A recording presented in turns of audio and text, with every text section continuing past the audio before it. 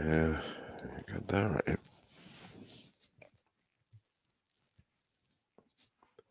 Wow. Paul must have hit the button right as Mark did. No, he somehow, I don't know how, he's been able to text before the show's been going live. Wow. I didn't think you could do that on Twitch, but Paul has figured out a way to do it. Huh. It's kind of like Deflategate. I think he's cheating. Okay.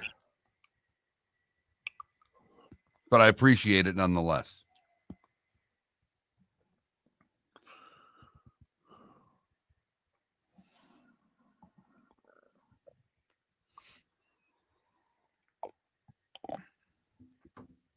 Going to dinner last night. Get a text from Kessel just eviscerating Iserman. Okay. It's like this is unfair. He shouldn't have been fired. This is on Iserman. I love him, but he's getting no heat for this, which is true. Iserman's avoided a lot of heat. Yeah, well. The Athletic's starting to give it to him a little bit. Yep.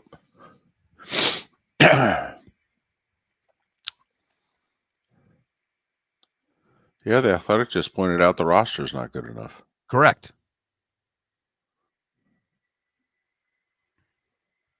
And his big 3 free agent signings have all been overpaid and they're duds. Right. Morning, everybody.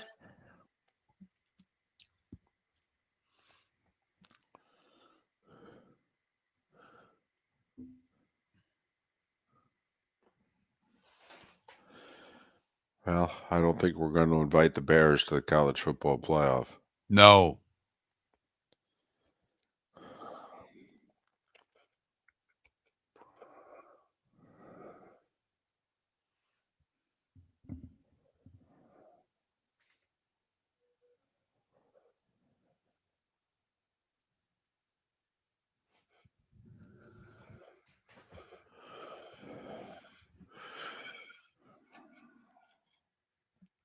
So EB wants it known he's a vocal Bulls must go guy. I know you have. There's been a lot of you in our Twitch chat room. And I think all of you that are big Bucks fans are anti-Bulls guys, which I find surprising. Especially when they go to win their 3rd division in a row. Actually, it'll be 4th, but 3rd under him.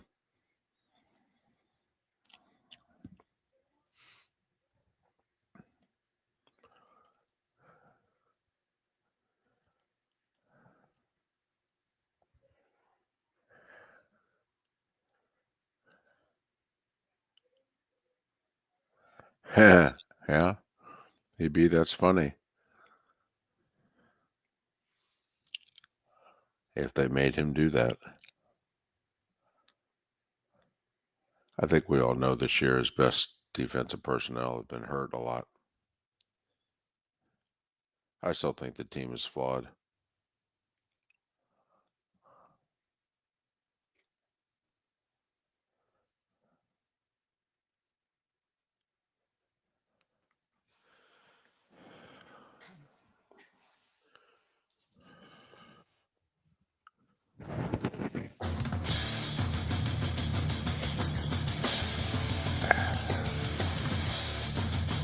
You're listening to Miller and Moulton, coming at you from the Floormeister Studios. Floormeisters, keeping it real. And now, here's Mark Miller and David Moulton. Top of the morning to you on this Football Friday. Football Friday. How the heck are you? Boy, it's coming back, isn't it? Yeah. I thought I got rid of this. Send that away. It's the end of 2024. You can't be starting the new year with a little throat tickle. Man, tell you, just shows what a bad year it's been for me. I can't even get 2 head colds in the same month. I get 1 a year usually. Miller and Moulton, millerandmoulton.com, Miller_Moulton on X. Thanks so much for being with us. Man, this came on overnight. It's awful. Slept horribly. Man, remember the guy you've been dealing with all week with all the sleep? That's not who you're dealing with today. Oh, boy. Yep. But no direction, really no definition of where we could go. We could go to extra snark. We could go to no snark. You have no idea when an sleep-deprived Moulton shows up on a Friday morning. Yeah, after that football game last night, there's a real chance of extra snark. I'm just letting you know. Here's how much snark there is in me today. I'm making the most picks I've ever made in a single week. Now, I'm adhering to a system, a theory, okay, but, which last night and yesterday worked great. So far this bowl season has not been working great. Went 3-0 yesterday. So I'm riding it. I'm riding it through the weekend. Oh, boy. Yep. We got 13 bowl games today and tomorrow. I'm picking them all. Well, I hope you put a little action on some of them just to make them more interesting. But yesterday's, they mean nothing. But the bowl games were all really entertaining. Yeah. The NFL game was not. No, the bowl games, they played as if like they meant something, that they were important, that they really wanted to be there. I had to laugh. I watched the second half of the Pitt-Toledo game. Okay. And my family's from Pittsburgh, so they're all in. They root. If you're from Pittsburgh, you root for Pitt. You right. Just sure. Unless you went to Penn State, then you don't. Right. And my wife did not. My mother-in-law did not. And I have a cousin on my wife's side who played football at Pitt. So they all root for Pitt. Well, I'm a Maction guy. So I got to sit there quietly and not root. And I'm rooting for Toledo. I'm rooting for the dog the whole way. And in fact, I watched this game from the second quarter because I saw Toledo come back and score their 2 touchdowns in 14 seconds. So I was invested in this game for whatever reason. And we went out to dinner. We'd dropped my daughter off at gymnastics, and the three of us went out to have a bite to eat while the daughter's practicing. And the game was on, fortunately. So as I'm explaining overtime to my mother-in-law, she's like, what in the hell is this? And you know what, Nancy, you got a dadgum good point. Yes, you do, Nance. Yes, you do. I'd never seen a game where the winning team rushed the field 3 times and was sent off the field twice because first of a penalty where they had won the game. Secondly, they thought they stopped a 2-point conversion, which he clearly got in. It was the right call. And then finally, they were able to rush the field when they indeed won the game. But I was feeling badly for Toledo because I thought all of this exuberance was going to cost them the game. Well, and for those, not that we're going to spend a ton of time on Pitt and Toledo, but it was the antithesis of Georgia Tech. Remember, they played 8 overtimes, right? And hardly anyone scored in any of the overtimes. All right, like you have to convert this 2-point conversion. Yeah, we're not going to convert it. We got nothing that's going to work. Okay. Meanwhile, Pitt and Toledo, 2-point conversions, not a problem at all. Just convert every single one until finally Pitt did not. Right. All right. Pitt converted 3 in a row. Toledo converted 4 in a row. All right. 6 overtimes. Toledo scored in every single overtime. That I don't think I've ever seen. A team unable to get a single stop in a 6 overtime game. But yes, okay, the underdogs went 3-0 against the number. They went 2-0 straight up. So 2-1 straight up. Okay, only my beloved Rutgers blowing a 17-point lead. Way to go, Fighting Shadows. Way to go, Big Ten. Yeah. Thanks, Rutgers. You're kicked out. Yeah. Well, I mean, have they really been accepted? No. I mean, we don't know if they're getting full payment. I mean, they're in name only, I think. So, but they did cover. So the underdogs went 3-0 yesterday. And that's my theory in bowl games. I always take the points. I don't always, but when in doubt, take the points. So I am blindly 5 games today, 8 tomorrow. I'm just taking the points. And some of them I don't like. Some might go, this is probably a loser. But hey, it's a system, it's a theory, and we're putting it to the test. So I got 13 college games in about 36 hours. I'm just taking the points in all of them. Not taking one pro game this weekend, are you? No, then I'm going to take 3 pro games. So I have a Sweet 16. Oh, okay. Yeah. All right, well, I'll do my picks at 7:21. We'll let David do them at 7:38 because he's going to need the entire segment to get through the picks. Actually, I think I'll only need a minute and a half. I mean, it's real simple. If you see a college game, I got the underdog. I mean, period, end of sentence. I'm not going to break them down for you. No? And besides, most people don't even know who's favored in these games. So just, Moulton's taking the points. We'll see how it works out. Good for you. Dig in. Yeah. So I feel as if it's finally turned. It's been a rough bowl season for my theory until yesterday. And now, now it's turning. So I'm going to bet it hard. The Bears. Oof. It turned a while back, and it has not turned back. 10 in a row they've lost. Caleb was sacked 7 times last night. And they scored 3 points. Mark, net passing, which is passing yards that you throw for, minus yards lost via sacks. The Chicago Bears last night had 76 net yards passing. 76 net yards passing. Not for a quarter, not for a half, but for an entire game. 76 yards passing.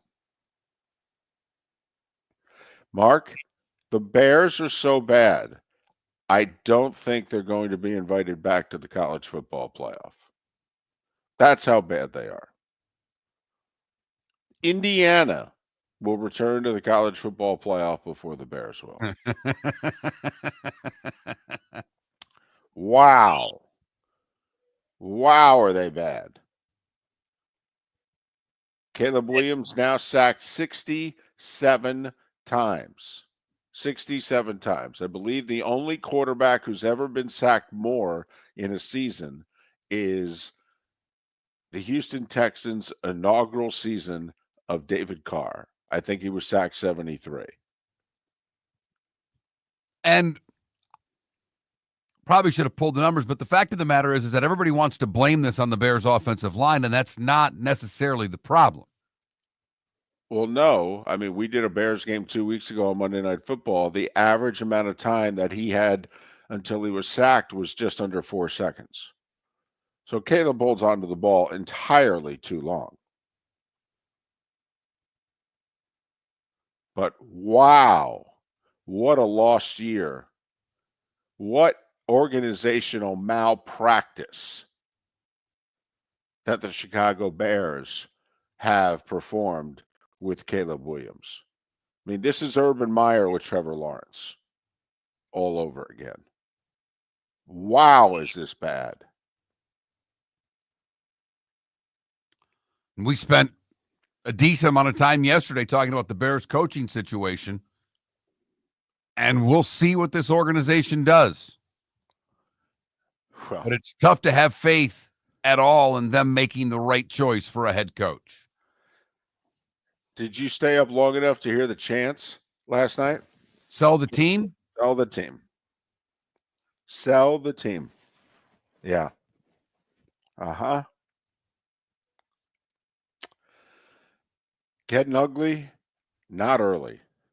It's just getting ugly in Chicago. And right, they're trying to get a new stadium. And you got fans chanting, sell the team. Right. Yeah.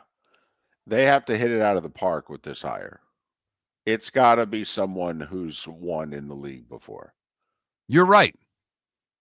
And Vrabel and Pete Carroll, and that should be the list. It really should. And I'm even wondering, can you, Bears fan, can you go Ben Johnson?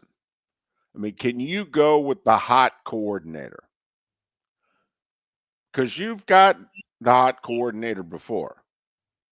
Now, sometimes it's been a defensive coordinator, but you've hired the hot coordinator. In the last 30 years, you've hired the hot coordinator a couple times with some degrees of success. I would argue Wannstedt and Lovie Smith, two best coaches of the last 30 years. They're the only two to win you playoff games.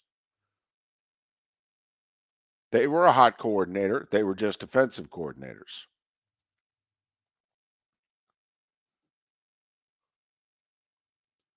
And I know what you're saying. Is it at the point where they've got to just dismiss the coordinator and go for someone who's done this before? And that means that Poles and Warren have to give up some sort of power. And will they? I don't know if Poles has any at all. Well, Kevin Warren's not going to give up an ounce of power. Not an ounce. And that could be a problem here. Because first off, he seemingly now has not just his thumb, but his foot on Ryan Poles' throat. So that's a problem. And a Pete Carroll or a Mike Vrabel is going to be able to see right through that. And then can the incoming coordinator really carve out his space? I mean, I'll be honest with you. If I'm Kevin Warren, I know I've said Ryan Poles is returning. I think I got to cut him loose. Because I think I got to bring in, if I'm going to get a Pete Carroll, if I'm going to get a Mike Vrabel, if I'm going to get a Ben Johnson, to be honest with you, they got to have a guy or gal that they're comfortable working with, that they have confidence in. And how can you have confidence in Ryan Poles? How? Is the roster really the problem there? Mark, he's been there 3 years. They've had 2 10 or more game losing streaks during his tenure. Some of it has to be the roster, doesn't it? And in that division, Mark, can you really afford to keep Ryan Poles when you're going up against the best division in football? We started our show 18 years ago and have been fired 3 times. But Miller and Moulton have never lived on the edge like we are now. We have our best morning ratings ever and are steadily adding affiliates. Yet, we only have a few sponsors, and if that doesn't change, we cannot continue.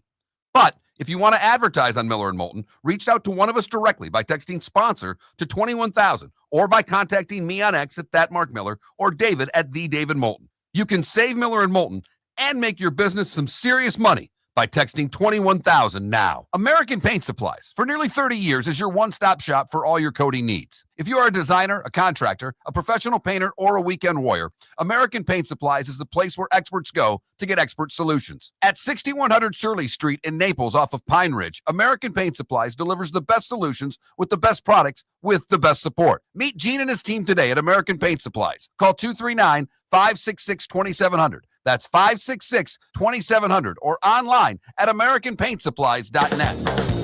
Visit Jason and Todd at the Diamond District. Jason and Todd with the Diamond District are closing out the year by making room for fresh collections with a diamond clearance sale. Take advantage of incredible savings. Diamond stud earrings and diamond bracelets 23% off. Exotic gemstone jewelry up to 40% off. And all estate jewelry up to 60% off. Jason and Todd look forward to shaking your hand and welcoming you to our Diamond District family. At the Diamond District. Gentlemen, as your wife mentioned getting new flooring, but you don't want to go through the hassle, well, go see the Floor Meisters in Naples next to Costco. They understand your time and money are important, so they'll make it as painless as possible. With a huge in-stock selection of carpet and Cortec, they can get you the floor your wife's been asking for. They carry wood, vinyl, carpet, and tile. If you do it yourself, no problem. They can handle that as well. So go see TJ at the Floor Meisters and tell them, just keeping it real. This is Miller and Moulton.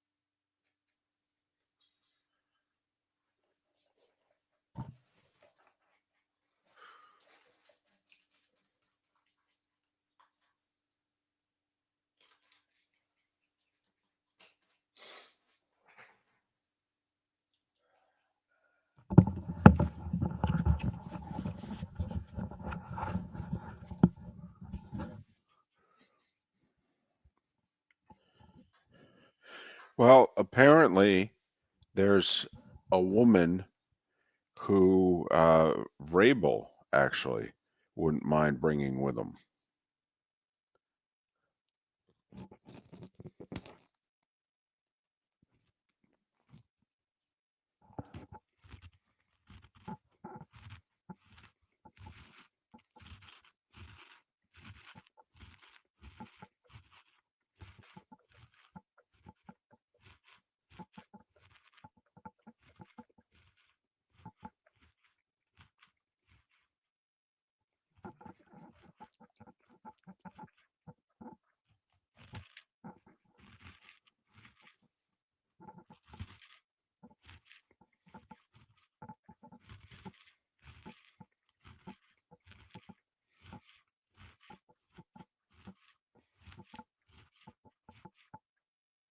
I got to admit, it's really funny. You're having a bite to eat, and I've got the commercial of recording the whole show, and I see it, and there's these little tiny blips when you chew, very small, not not a speaking one.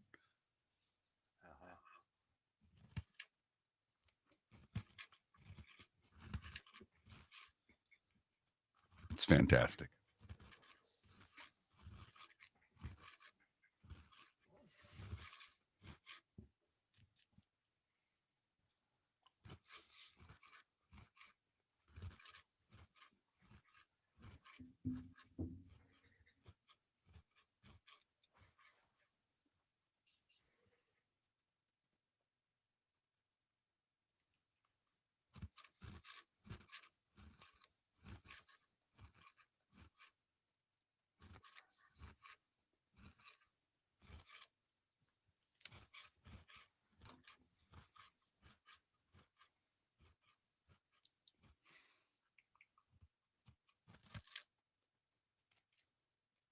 I will say, Sonny, Larinaga complaining about NIL was rich to me when he had a bankroll. He had a bank. He's one of the first college coaches to have a bank, and he's complaining about NIL on the way out. It's rich to me.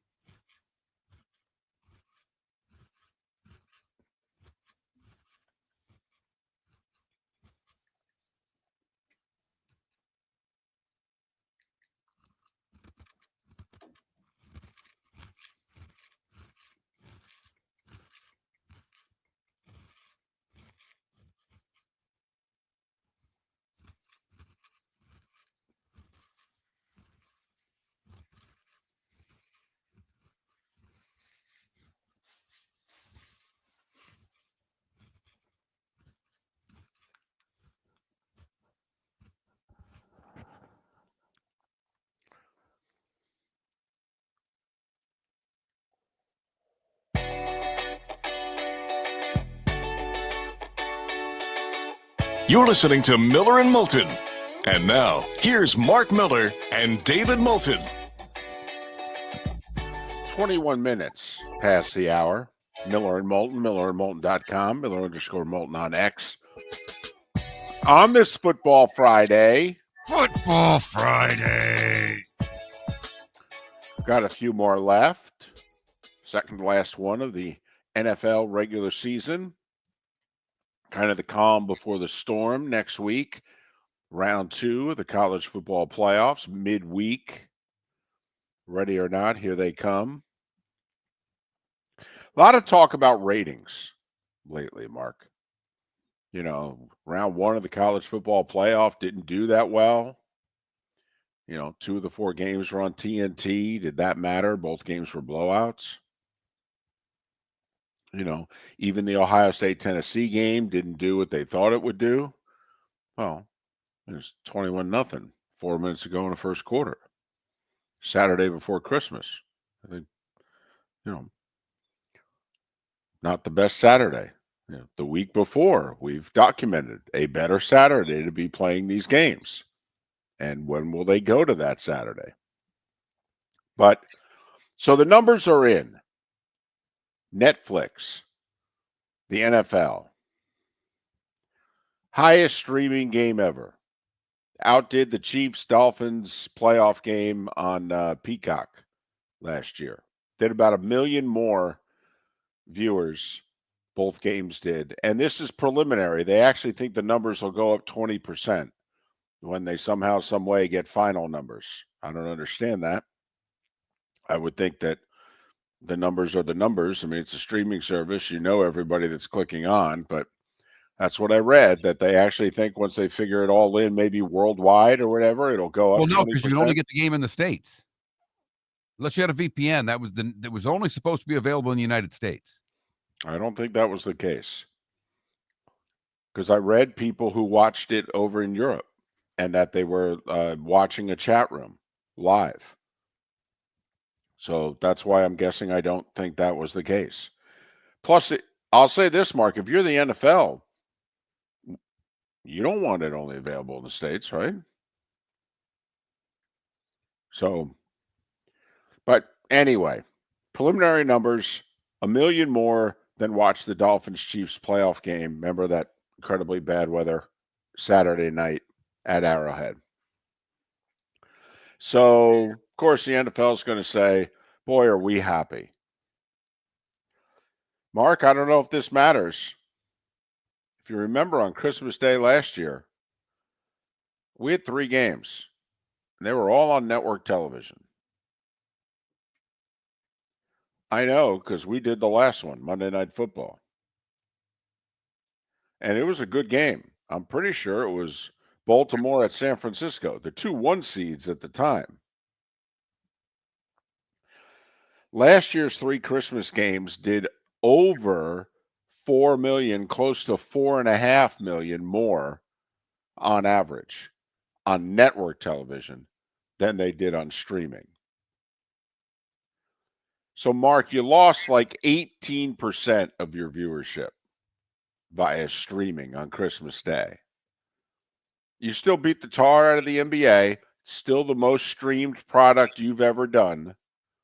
Okay, but network TV last year, 28.7 million on average for the 3 games. Netflix on average this year, like 24.3. If you're But the obviously, you NFL, have a completely loyal audience that can't walk away from the games when they're streaming. They've made the effort to get there. We've talked about it many times on this show that you don't click when you're streaming, that you're a more captive audience. also, you tell me, do you think over time you'll make up that 18%? And if so, how long will it take? You'll make it up. It'll take till the end of the decade. Okay. As All people right. become more comfortable with it, every year more people turning 18 that are part of the ratings. And as young adults become adults, they're more apt to stream. Like a gentleman in our Twitch chat room here, because I made the comment that the college games were on TNT, 2 of the 4 of them. Network doesn't matter. Everyone has TNT. I'll give you an example as to why it does. Last year, when the ESPN family of networks did the NBA on Monday night, they had 5 games, but only 2 of them were on ABC. This year, they put all 5 games on ABC. And even though our audience is anti-NBA and our audience didn't watch, but the fact of the matter is, with the 5 games being on ABC instead of on ESPN and ABC, despite going up against the NFL for most of the day, the NBA ratings were up 84%. It really does. The difference between cable and network is a good 20%, maybe 25%. It just is, even though, you've been watching sports on ESPN for 45 years. I just don't know what to tell you. But the same game on ABC, it'll do 20 to 25% more people. And it'll be interesting, too, with the, how that will affect the New Year's Eve playoff game, because it's just an ESPN game, because Seacrest obviously is on ABC. Right. And how much that will affect that game versus the 3 on New Year's Day. Correct. Which won't end until about 1 in the morning. Because the Rose Bowl has to be at 5, Therefore, we don't start the sugar until 9 o'clock at night. Right. What a joke. You remember How they let the Rose Bowl have that much power is beyond me. I don't get it. part of the problem is it's so highly rated. We love that time slot. 5 to 9 Eastern or 5 to 8:30, 8:45, whatever it is. You know, even out west, that's 2 to almost 6. I mean, it just seems to be on New Year's Day, you could go out the night before, tie one on. When are you amongst the living again? When have you put some food in you? When are you ready to go? 5 o'clock. Okay. I've gotten over last night. I'm ready to go. What do we have here? Ooh, the Rose Bowl.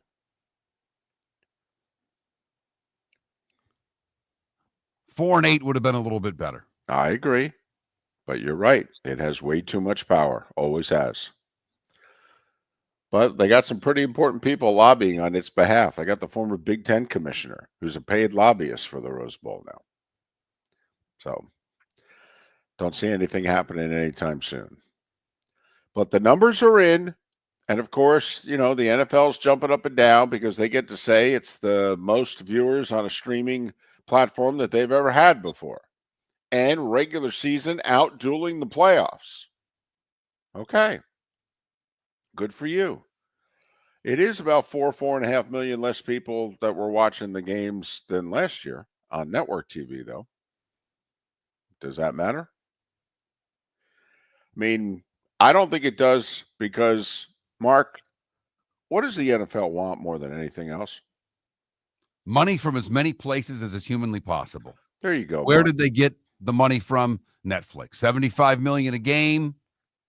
And that just goes on top of the pile of money that they're already receiving from all the other networks. And they now have developed a streaming service that worked well, was without glitches, and that, you know, that Tyson Paul fight, as dumb as it was, obviously helped Netflix get ready for the NFL. Get ready next year. Christmas will be on a Thursday. I'll make you a prediction right now. You'll have 3 NFL games. Oh, yeah. Because Amazon at night will air their final Thursday night game of the year. But Netflix is going to want their doubleheader. So get ready for 1, 4:30 and 8:15 on Christmas Day next year. No doubt. Because think about it. We had 2 on Wednesday and 1 on Thursday night this year.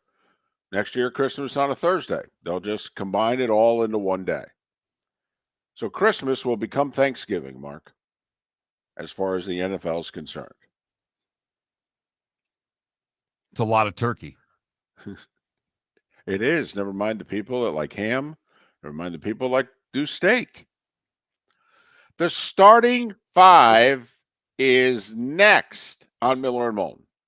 We started our show 18 years ago and have been fired 3 times, but Miller and Moulton have never lived on the edge like we are now. We have our best morning ratings ever, are steadily adding affiliates, yet we only have a few sponsors. And if that doesn't change, we can't continue. But if you want to advertise on Miller and Moulton, reach out to one of us directly by texting sponsor to 21,000 or contact Mark on X at that Mark Miller or me at the David Moulton. You can save Miller and Moulton and make your business some serious money by texting 21,000 now. The Cape Coral Police Department is growing. They are currently looking for police officers and are offering a $10,000 signing bonus to newly hired officers. If you desire a career in law enforcement, or if you are already in law enforcement and thinking about making a move to a better agency, think Cape Coral Police Department. If you're looking for a police department that is committed to excellence, that invests in the highest level of training, state-of-the-art equipment, and some of the highest compensation in all of Southwest Florida, then the Cape Coral Police Department is for you. Visit capecops.com. That's capecops.com. The world-famous cigar bar started as a neighborhood place in downtown Fort Myers, and now it's a brand, a destination, with 4 locations. The original place, Henry Street, Fort Myers, Gulf Coast Town Center, on Southeast 47th Terrace off the Cape Coral Parkway, and the Lounge on West 1st Street in Fort Myers. A place to go, whether you just need a relaxing drink and a smoke after a tough day at work, or a place to go celebrate. From relaxation to celebration, the world-famous cigar bar. Mark Miller for Molly Maid. Why Molly Maid, you ask? Trust. Moulton was a customer for 15 years. Affordability. Didn't I just say Moulton was a customer for 15 years? Worry-free services. Our professional house cleaners are fully insured and a 24-hour warranty. Call Molly Maids today at 239-774-5839. That's 239-774-5839 or online at mollymaid.com/FTMYERS. That's mollymaid.com/FTMYERS. This is Miller and Moulton.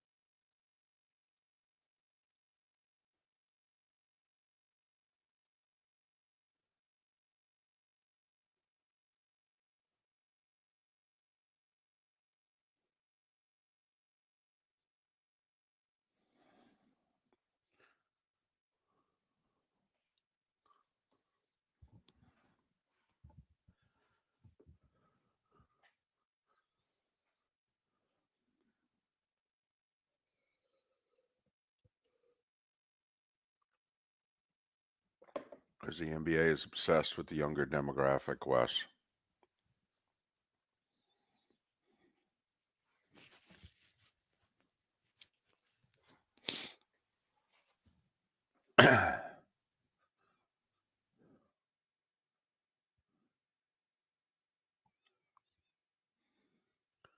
Well, Warren wasn't on board for Eberflus. Warren was brought in afterwards. The thing that's concerning everyone is Warren was brought in strictly for the stadium, and now seems to firmly have polls answering to him with football.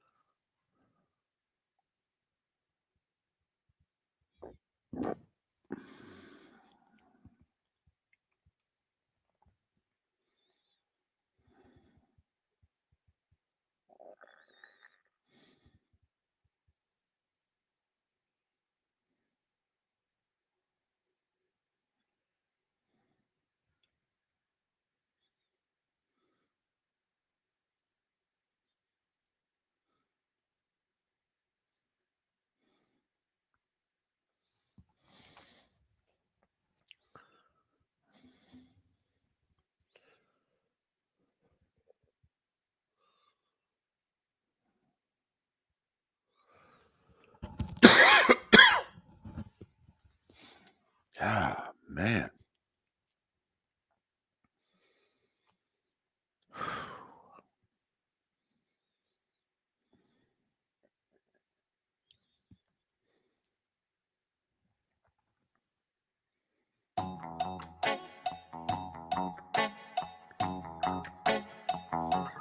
You're listening to Miller and Moulton. And now, here's Mark Miller and David Moulton. Miller and Moulton, millerandmoulton.com, Miller_Moulton on X on this Football Friday. Football Friday. Miller and Moulton coming at you from the Floormeisters Studios. Floormeisters in Naples. Just keeping it real. Whew. Trying to put off this lead for as long as I can to the starting five. Ah, boy. All right, let's get it over with. The starting five. 5 big stories you need to know. Here is the starting five. And to think Amazon paid $1 billion for these games. Ooh, what an exclamation point on the season last night was. Seattle scored 6, and they won. 6-3 Seahawks over the Bears. Bears have lost 10 in a row. Haven't won since that whole Hail Mary debacle in Washington. And 179 yards of offense, net offense. That's 76 net passing yards after 7 sacks of Caleb Williams. 7. Seattle's 6-1 on the road, by the way. And if they can get the right combinations of results this weekend, they can go into Los Angeles, final weekend of the year, and try to win the NFC West. There's a series of 6 games, Mark, in which if 4 of the 6 teams involved win, the Rams will win the NFC West by virtue of the strength of victory tiebreaker if they beat Arizona Sunday. Or I guess it's that. They play Saturday, don't they? That one is Saturday. Yeah, it's the late game on Saturday. So it's possible the Rams can clinch the West, but Seattle is hopeful. And it could come down, by the way, to Monday Night Football. Like the Rams would need the Niners to win to potentially give them the NFC West, and Seattle would be rooting for the Lions. But needless to say, when you get to the 5th tiebreaker, strength of victory, it gets a little complicated. Other NFL news. So Dallas is shutting down CeeDee Lamb for the year. Jalen Hurts looks as if he's not going to play. They went and signed Ian Book to be a 3rd-string quarterback. Jalen Hurts is still in concussion protocol. So the Dolphins waived Shaq Barrett. Now, here's the deal. If he gets claimed on waivers, he cannot play at any point the rest of the season. If he goes unclaimed, he becomes a free agent and someone can sign him. Reportedly, he wants to play in Tampa. If you're Detroit, Right. don't you have to be all over a healthy body who plays in the front 6? 100%. Was thinking the same thing, David. But you are right that all the talk was he wants to sign with Tampa Bay. Right. And that's where he lives, he and his family. Speaking of Detroit, remember when Teddy Bridgewater went on a couple of weeks ago and said, I may sign with somebody here and just, be on the team through the playoffs, and then I'll go back to being head coach of my high school alma mater. We just won a state title, by the way. And everybody went, what? Yeah, well, it's Detroit, which is where he was a couple years ago as a backup. Now, I'm just throwing this out. I mean, let's face it, if Jared Goff gets hurt, the Lions aren't winning. But do you think that this is in any way a reflection on Hendon Hooker? Doesn't it have to be, David? You would think to some I mean, degree, when you're right? signing a guy at week 17 to be your backup quarterback, doesn't that mean you have zero faith in your current backup quarterback? Now, I'm guessing that if Goff got nicked, that Hooker would come into the game, but if that he was hurt and they had a full week of prep, it would be interesting. Would they play Hooker, or would they in fact turn to Teddy Bridgewater, who was Tua's backup for a short time last year and was not particularly good? Chargers are going to be without running back Gus Edwards. However, they may be with running back J.K. Dobbins, who's missed the last 5 weeks with an MCL injury. Chargers need him. They need one more win to make the playoffs. They're in New England. And as we mentioned, NFL set streaming records on Netflix. A little over 24 million watched both games. And think about it, they were bad games, but they had high-profile teams and players. Over 24 million, which is more than watched the Chiefs Dolphins on Peacock last year. So the NFL's happy about that. It does need to be pointed out. It's about 4.5 million less viewers than watched the 3 games on network television on Christmas last year. College football, Mark. We had 3 bowl games. We had 3 good bowl games. Yeah, we did. The Game Above Sports Bowl in Detroit drew like 26,000 and saw Toledo in 6 overtimes as a 6.5 point underdog beat Pitt 48-46. Toledo scored in every overtime. You had the Rate Bowl in Phoenix. They had about 21,000 and change for that. Rutgers had a 17-point lead. K-State came back and beat them 44-41. However, Rutgers getting 7.5 did cover. And finally, Mark, this is the game that you're trying to steal. The 68 Ventures Bowl. It was in Mobile. It was Sunbelt against MAC. There it is, baby. You're trying to bring it to Southwest Florida. You are stealing it. You're making no bones about it. Well, you would have stole a good game last night. 10.5 point underdog, Arkansas State took down Bowling Green 38-31. Here's the key stat, however, Mark, 19,582. A good draw. That's a good draw. You needed the game to do less than that. I did. You need a bowl to be struggling. You guys will sweep in and say, hey, we can rescue this sucker. Never mind the fact that I don't think right now you have a stadium that holds more than 15,000 that can host this game. That is the minimum requirement, to host a bowl. Yeah, whatever. Yeah, okay. Well, sorry to let the facts get in the way. 38-year-old Deshaun Jackson apparently is about to become the head coach at Delaware State, an HBCU school. And Michigan defensive lineman Kenneth Grant, as expected, will enter the draft. He was the stud defensive tackle lined up next to the other stud defensive tackle, Mason Graham. Here's the funny thing. Michigan went 7-5. They're definitely going to have 3 first-round picks, and they may have 4. The 2 defensive tackles, Grant and Graham, are definitely going in the first round. Corner's going. So is Will Johnson going, Right. the corner, even though he missed most of the year with a foot injury. And then it's just a matter of, does Colston Loveland go in the first round or not? All right. He's a tight end. A lot of people have him falling early second, but we'll see. 5 bowl games today, by the way. Oklahoma Navy starts at noon. The last one kicks off at 10:30. It's USC and Texas A&M. 8 bowl games tomorrow. 13 bowl games in the next 42 hours. College basketball. Hurricanes head coach Jim Larrañaga retired. 75-year-old retired effective immediately. Said he was, quote, exhausted. This is 14th year at Miami. They were 4-8. They had lost 8 of 9. He took the Canes to 6 NCAA tournaments, 4 Sweet 16s, and the Final Four just 2 years ago. That's after he did 14 years at George Mason and famously took them to the Final Four in 2006. 700-plus wins for Larrañaga.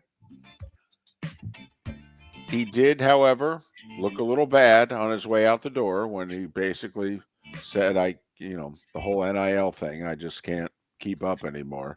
And a few people, including Mark Miller and Seth Davis and others, pointed out it was working fine for you 2 years ago, and John Ruiz paid for your backcourt.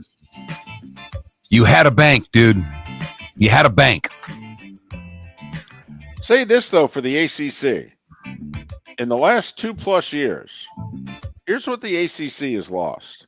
Roy Williams, Mike Krzyzewski, Jim Boeheim, Tony Bennett, Mike Bray at Notre Dame. They play ACC hoops. And now, Larinaga.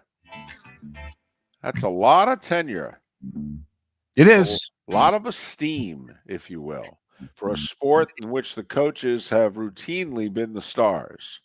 The ACC has lost a lot of its coaching star power. And the conference right now is very down. Don't look now, SMU doing in hoops what they did in football. Just saying, it's early.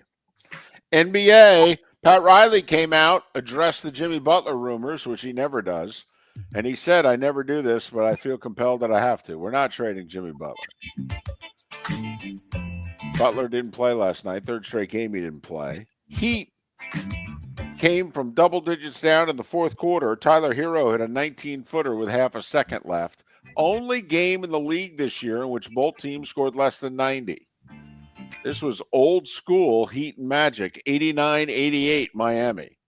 The rest of the league did not get the memo to play defense last night, though, David. Well, why do you say that, Mark? Because there were 281 points scored in Memphis?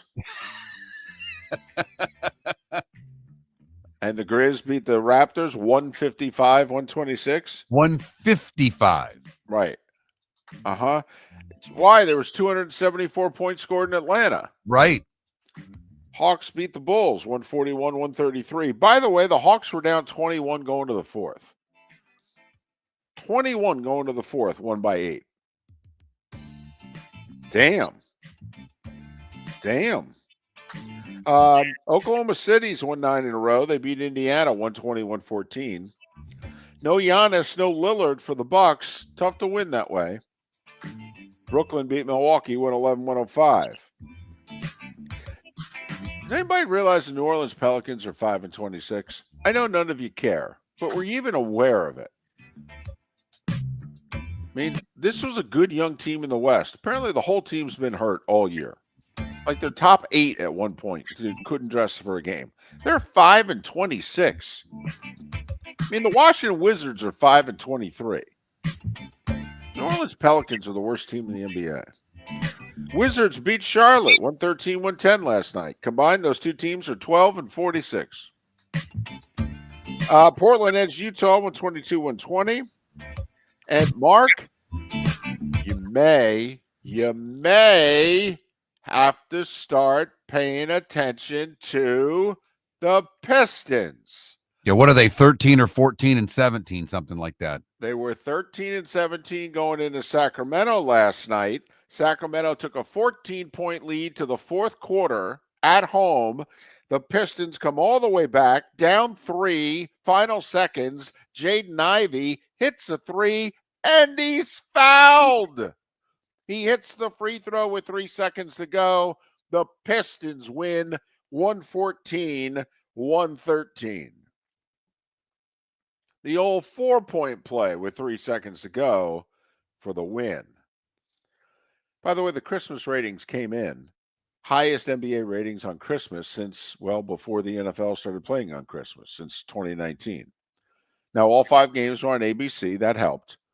But to give you an idea, highest NBA ratings in 5 years, they averaged $5.25 million a game. The 2 NFL games did 24 and change. And the NBA was jumping up and down yesterday. They were so happy because they got good TV ratings news, which they hadn't had all year. Mark, apparently the numbers are so good, it means for the season, year to year, ABC, ESPN ratings are up 4% compared to this time last year. That's how big a Christmas day it was. Merry Christmas to the NBA because their ratings are in the tank. Holy cow. Exactly. And finally, Mark, you got your wish. About a month late, All right, but you got your wish. Red Wings fired Derek Lalonde. They hired another retread, Todd McClellan. It's his fourth team. He took San Jose to a couple conference finals. I don't know if he ever took them to the Cup. I know when they went, I don't know if he was the coach when they went to the Cup. Okay, and lost to Pittsburgh. But I know he took them to a couple conference finals. He was in Los Angeles not that long ago. So Todd McClellan, fourth new coach in the NHL before the new year. They go through coaches like chiclets, man. It's your kind of league, David. Done with this guy. That's right. And it's 7 minutes before the hour. That was the starting five. Five big stories you need to know here on Miller and Moulton. David getting ready to pick every bowl game this weekend. Yes. And a few NFL games. I'm struggling to find 5. And you've made 16 bets. I have a Sweet 16, correct. If you want, I'll just announce picks and you can interrupt me when you hear one that you like. And you can claim it or go the other way. But we'll make our picks next. Pat Kirwan in an hour, Miller and Moulton. Whether you're chasing peak performance, reigniting intimacy, or simply want to feel your best, Game Day Men's Health creates customized game plans to optimize your health. Call 239-427-3441 for our Bonita Springs and Naples location to set up your free testosterone test and consultation. Mention Miller Moulton Radio Show for 10% off your service.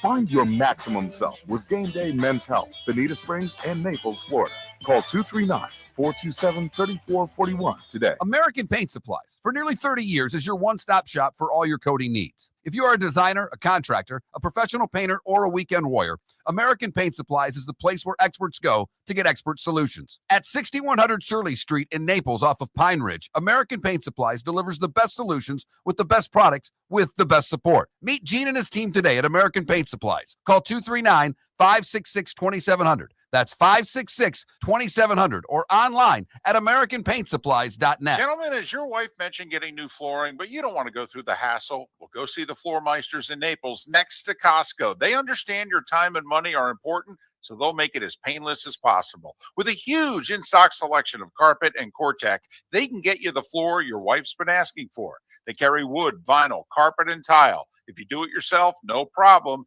They can handle that as well. So go see TJ at the Floor Meisters and tell them, just keeping it real.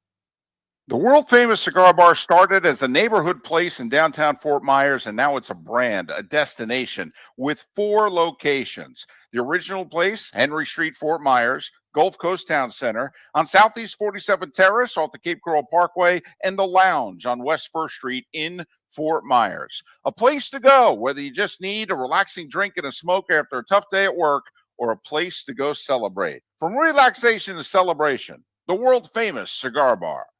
Wine glasses never fall over until you get a brand new rug.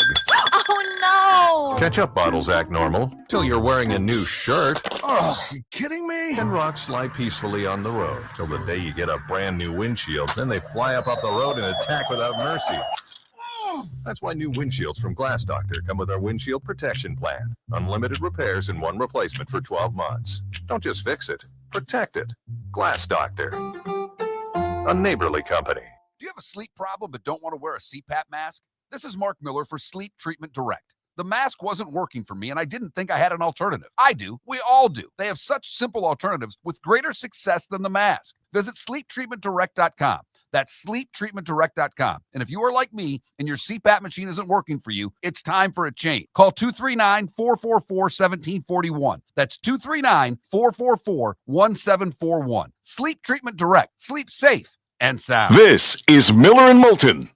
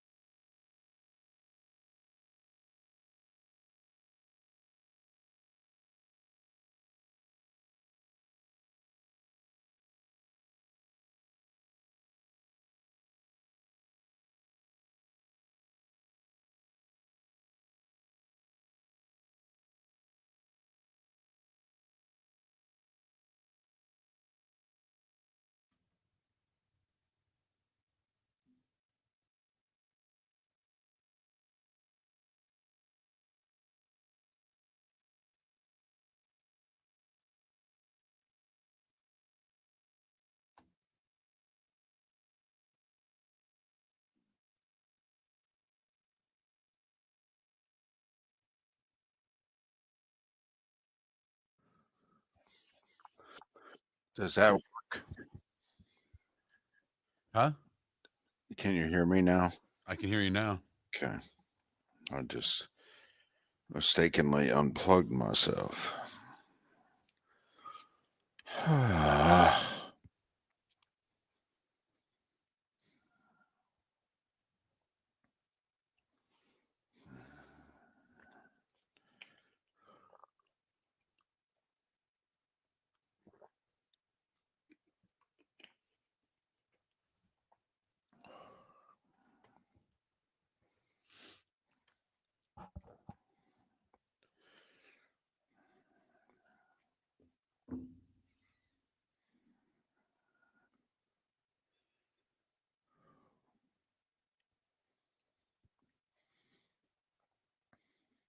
Up to 4 picks.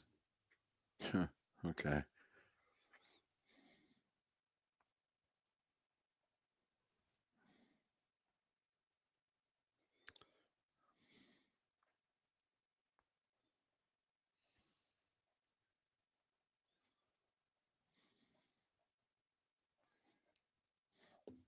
I don't like any of them.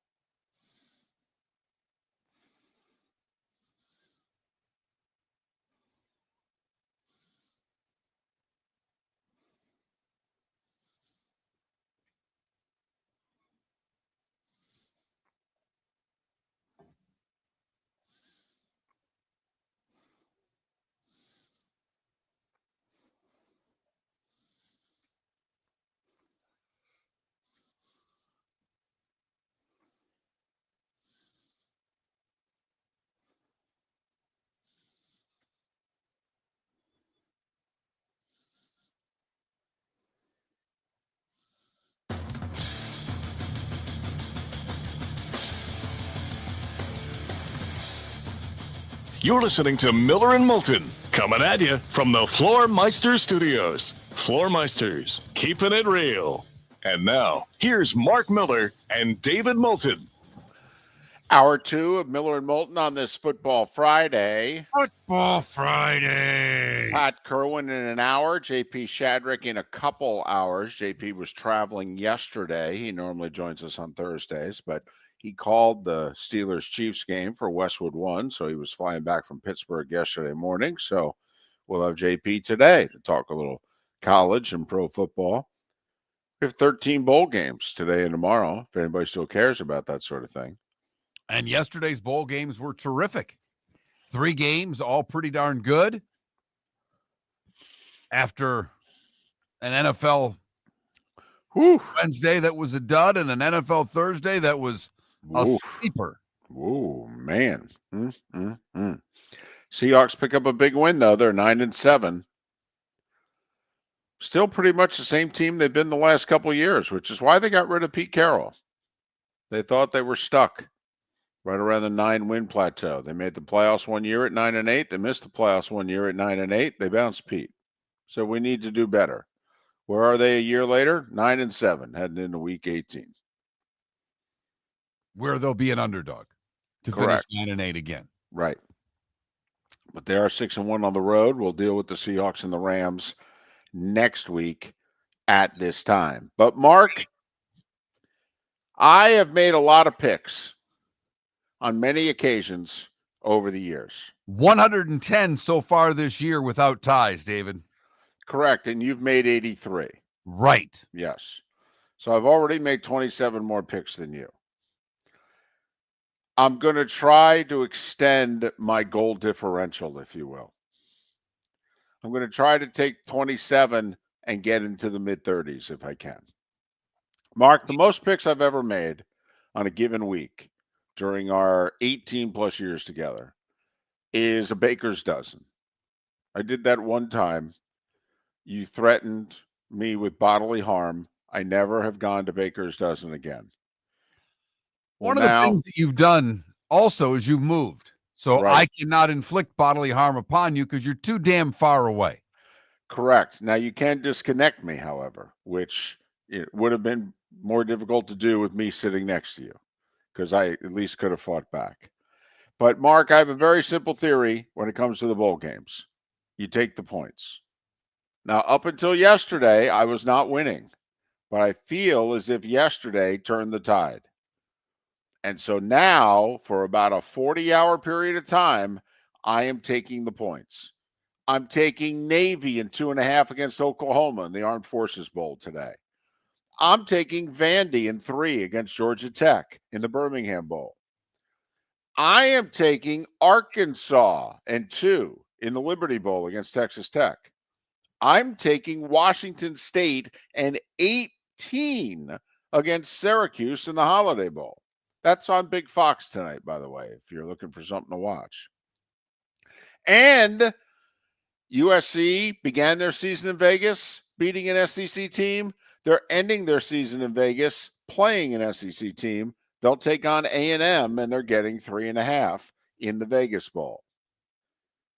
But that just sets the stage for tomorrow. There are 8 bowl games tomorrow, including Iowa State, Miami, the Pop-Tarts Bowl. Give me the Cyclones in 3.5.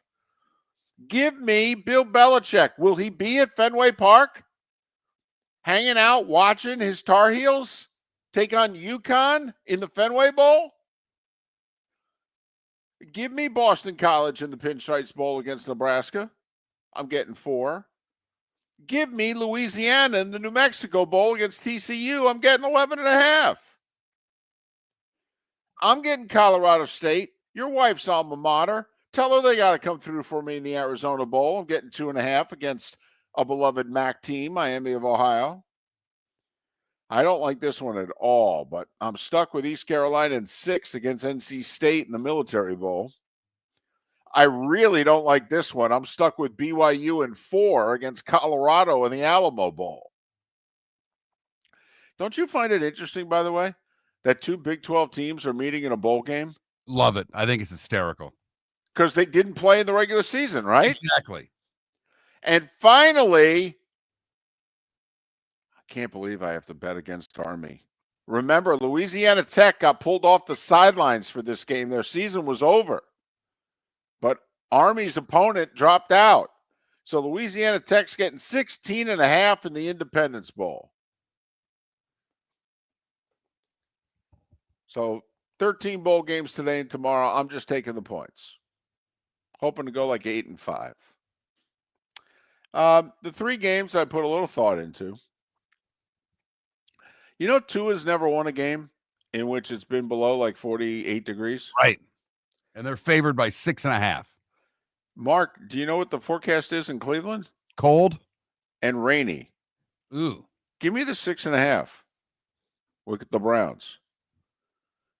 You know how I love teams that lose on Monday night. And in this case, I got a team returning home, coming off an embarrassing loss where they were shut out. Now, I shouldn't be betting on this team because they're down all their key players. But I don't know what to tell you. Vegas got their win last week. I don't think they win 2 in a row. I'll take the Saints and a point at home against the Raiders. These guys are actually playing for this coach. They're just not very good. And Detroit's going to beat the Niners, right? We'll see. I mean, there is a chance Detroit has nothing to play for. If Minnesota beats Green Bay, the game is meaningless to the Lions. It is. It's meaningless. They by beating the Niners, does them nothing. They still have to beat the Vikings the next week to win the division. Now, if Green Bay beats the Vikings, the Lions can clinch the 1 seed by beating the Niners. But I'm just counting on one team with something to play for, one team without. Give me the Lions, lay the 3.5. Road favorites, after all. Best play in the NFL this year, although they were 2-5 last week. So I got the 3 NFL games and the 13 bowl games. I got all that written down. I was able to keep up with you. I'm pretty proud of myself because there was a lot going on there. There was. Some of those bowl games I'm not happy about, but if you got a system, you got to play it. I actually like your ECU pick, and I picked my son's alma mater. They're getting 6. They have been playing hard. The new coach, so it was the interim coach, was named the head coach. Right. They kept a bunch of their players that aren't leaving for the portal. So I like them in this spot. Give me ECU in the 6. I agree with you wholeheartedly. Colorado's playing all their players. Yeah. I'm taking Colorado and laying the 4 against BYU. Just to upset the Twitch chat room, give me the Bengals laying 3.5 against the Denver Broncos. Oh, my goodness. Oh, my goodness. They'll be up in arms. Or they'll be excited because I had a bad week last week, and they'll think that's the clincher. Well, the problem is you went with Colorado. See, they can't have it both ways. Okay, you're smart picking the bowl game, but you're an idiot picking the NFL. Okay, all right. Give me Cincinnati laying the 3.5. I think Washington takes out Atlanta. Atlanta's not going to get the 2 pick sixes that helped them to their victory last week, and they're not playing the New York Giants. Give me Washington, and I'll lay the 4.5. And I have a hunch Green Bay, who's been hot, is going to get Minnesota. Packers are very interesting. They have 4 losses this year. The 4 losses are 2 to Detroit, 1 to Minnesota, and 1 to Philly. So to me, this is an important game because this is Green Bay proving to itself and the others, yeah, we're now ready to beat you guys. And a little bit of the Vikings, they've won 8 in a row. Can they continue to win every week? There's got to be one game that they mess up between now and the end of the season. And I think it's this week against Green Bay. So I'm going to take ECU, Colorado, the Bengals, the Commanders, and the Packers in my 5 picks. I need to get 4 right to get back to 500. It was a tough week last week. It was. You got to the Mendoza line and threw a 1 and 4 on the board. David has a great shot to get above 500 just because of the sheer number of games he picked. A 9 and 7 week for me gets me to 500. Then again, Mark, I could go 5 and 11. I've got it in me. You know I do. I am now fascinated by all the bowl games this weekend. See? Just to see how Moulton does taking the points in every single game. That's the concept of gambling. By the way, I'm not very happy with the people in the Twitch chat room. Well, I'm now going to go the other way and bet the favorites in every bowl game. Well, you're implying that I'm bad at picking winners. Okay, so I'm bad at picking winners. But, man, throw it right in my face on a football Friday. Man, not even hiding it. They got their name attached to the comments and everything. Just like stare them down, David. It was a rough September. Since then, you've been pretty damn good. But man, oh man. I mean, they might as well just change their Twitch handle to, hey, Moulton, you suck. I'm going the other way on all your picks. You're a moron. Okay. Well, you're not wrong. And I can't fault your reasoning. I can. You're making this is the year that it all comes together for you.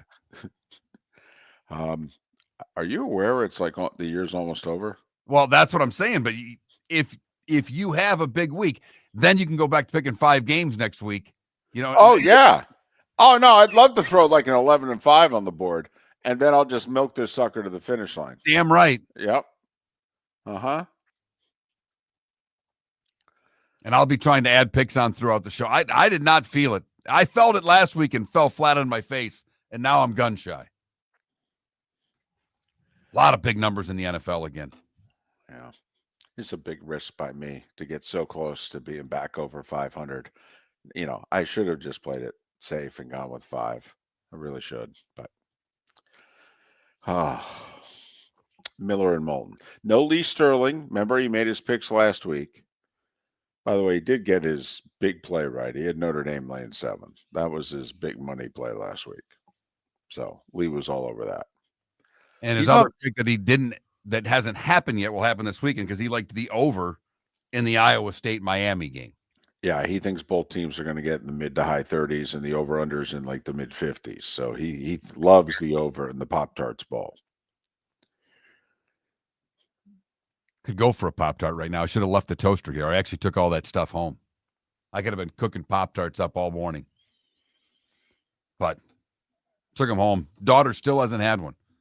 Has no interest. What? She has no interest in a Pop-Tart. I feel like I've failed as a parent.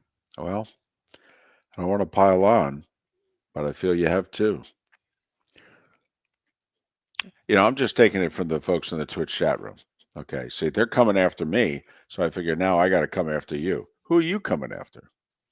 We started our show 18 years ago and have been fired 3 times, but Miller and Moulton have never lived on the edge like we are now. We have our best morning ratings ever, are steadily adding affiliates, yet we only have a few sponsors. And if that doesn't change, we can't continue. But if you want to advertise on Miller and Moulton, reach out to one of us directly by texting sponsor to 21,000 or contact Mark on X at that Mark Miller or me at the David Moulton. You can save Miller and Moulton and make your business some serious money by texting 21,000 now. American Paint Supplies, for nearly 30 years, is your one-stop shop for all your coating needs. If you are a designer, a contractor, a professional painter, or a weekend warrior, American Paint Supplies is the place where experts go to get expert solutions. At 6100 Shirley Street in Naples off of Pine Ridge, American Paint Supplies delivers the best solutions with the best products with the best support. Meet Gene and his team today at American Paint Supplies. Call 239-566-2700. That's 566-2700 or online at AmericanPaintSupplies.net. Gentlemen, as your wife mentioned getting new flooring, but you don't want to go through the hassle, well, go see the Floor Meisters in Naples next to Costco. They understand your time and money are important, so they'll make it as painless as possible. With a huge in-stock selection of carpet and Cortec, they can get you the floor your wife's been asking for. They carry wood, vinyl, carpet, and tile. If you do it yourself, no problem. They can handle that as well. So go see TJ at the Floor Meisters and tell them, just keeping it real. Do you have a sleep problem but don't want to wear a CPAP mask? This is Mark Miller for Sleep Treatment Direct. The mask wasn't working for me, and I didn't think I had an alternative. I do. We all do. They have such simple alternatives with greater success than the mask. Visit sleeptreatmentdirect.com. That's sleeptreatmentdirect.com. And if you are like me and your CPAP machine isn't working for you, it's time for a change. Call 239-444-1741. That's 239-444-1741. Sleep Treatment Direct. Sleep safe and sound. This is Miller and Moulton.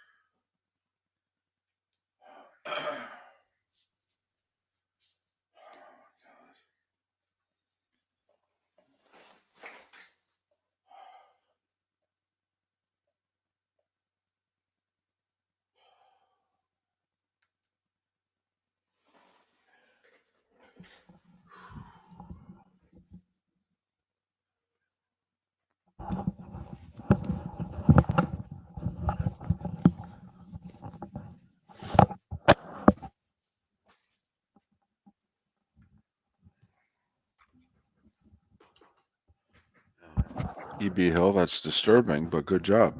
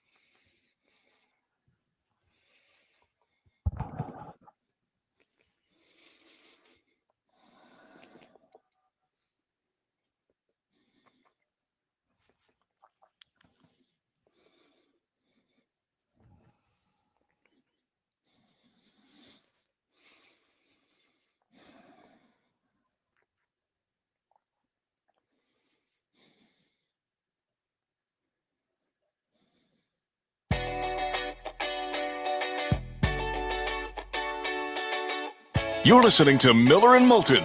And now, here's Mark Miller and David Moulton. At 21 minutes past the hour, Miller and Moulton. MillerandMoulton.com, Miller_Moulton on this Football Friday. Football Friday. All right, this is about as gooberish as I can go. I've been talking for a week or so about this fifth tiebreaker, strength of victory. So there are 6 games being played. The Rams need 3.5 wins out of these 6 teams. So 3 wins and a tie, or 4 or more wins, and they will have the strength of victory tiebreaker against the Seahawks. And all they have to do is beat Arizona Saturday night, and they're in. Problem is, they probably won't know until Monday night whether or not they've won the strength of victory tiebreaker. But, Mark, you tell me, if you're Sean McVay, do you think with a win Saturday night against Arizona that you're going to have the NFC West clinched, or will not enough people have won to give you that fifth tiebreaker? Okay. Fire away. Minnesota has to win. All right. That's a 1-point spread they're favored by. I pick them at home against Green Bay, basically. Washington has to win. They're 4.5-point favorite against the Falcons. Huge game for Atlanta, though. Huge. And Washington still needs one more win to clinch the playoffs. I mean, in theory, you know, think about it. If Washington loses to Atlanta, they've already lost to Tampa. And then if Washington loses their regular season finale in Dallas, Atlanta and Tampa can both get to the same number of wins as Washington, and they both will have beaten them. So the irony would be Atlanta would win the South, Tampa Bay would be the last wild card, and Washington would be out, despite all the dramatic wins they've had this year. By the way, I just want to say this right now. For as much as I love Jaden Daniels, and for as high as I was on the Commanders this year, to threaten to be this year's Houston Texans, they have won some miracle games this year. They are overachieving. All right, whatever their final record's going to be, that's not how good their roster is.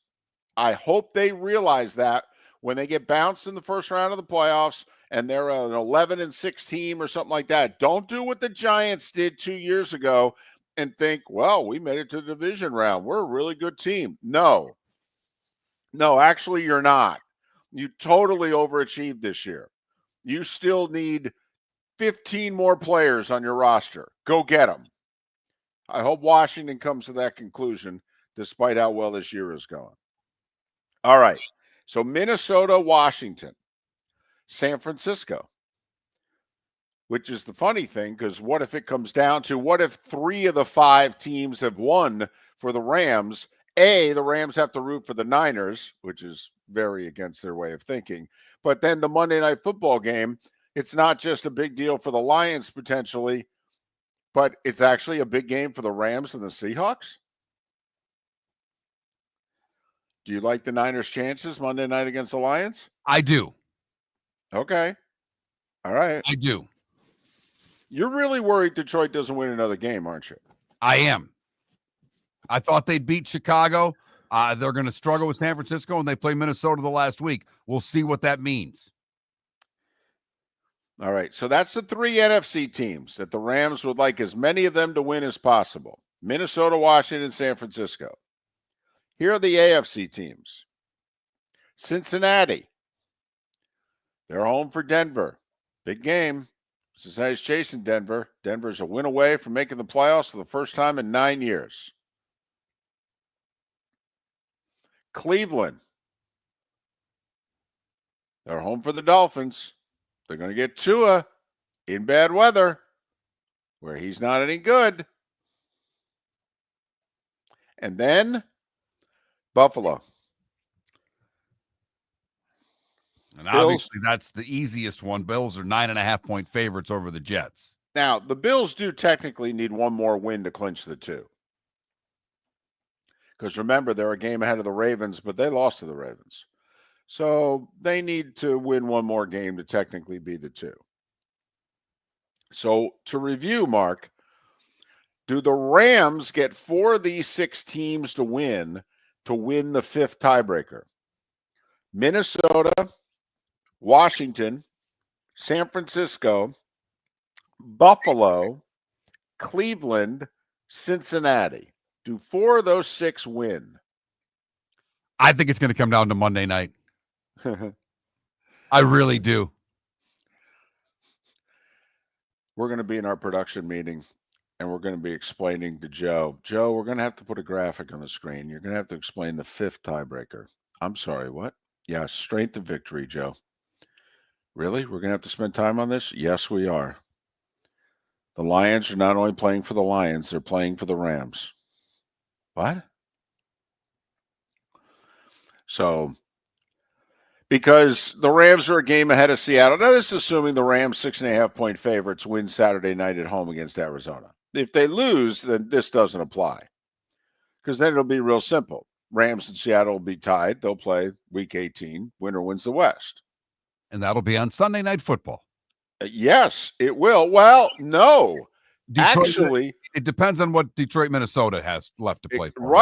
Right. I mean, there's no doubt right now Detroit, Minnesota is earmarked for Sunday Night Football. But if Detroit were to win and the Packers were to beat Minnesota and there's nothing to play for, exactly, then they'll go AFC West. Or NFC West, rather. I apologize. But yes, if there's games at stake, the game that has the most at stake, all right, although I will say NBC prefers to have winner is in, loser is out scenarios, which would be the NFC West. But come on. I mean, if you're playing the ratings game and Detroit and Minnesota are both 13-3 or 14-2, I mean, you gotta go with that game. But so that's the 5th tiebreaker because we do head to head, and let's just say the Rams win. All right. Well, head to head, they won the first meeting. So let's just say Seattle goes to LA and wins to make the 2 teams tied. Head to head is what? A split. Division records will be exactly the same, 3-3. Okay. Conference records, as it would turn out, will be exactly the same. Here's the best one. Common opponents. Okay, you take the division games out, they've still played 8 other common opponents. They both will have gone 4-4 in those games. And that's why it would come down to the strength of victory tiebreaker, the 5th tiebreaker to determine the NFC West. The NFL loves when it comes to the 5th tiebreaker. Well, because I think we're only 2 away from the coin flip.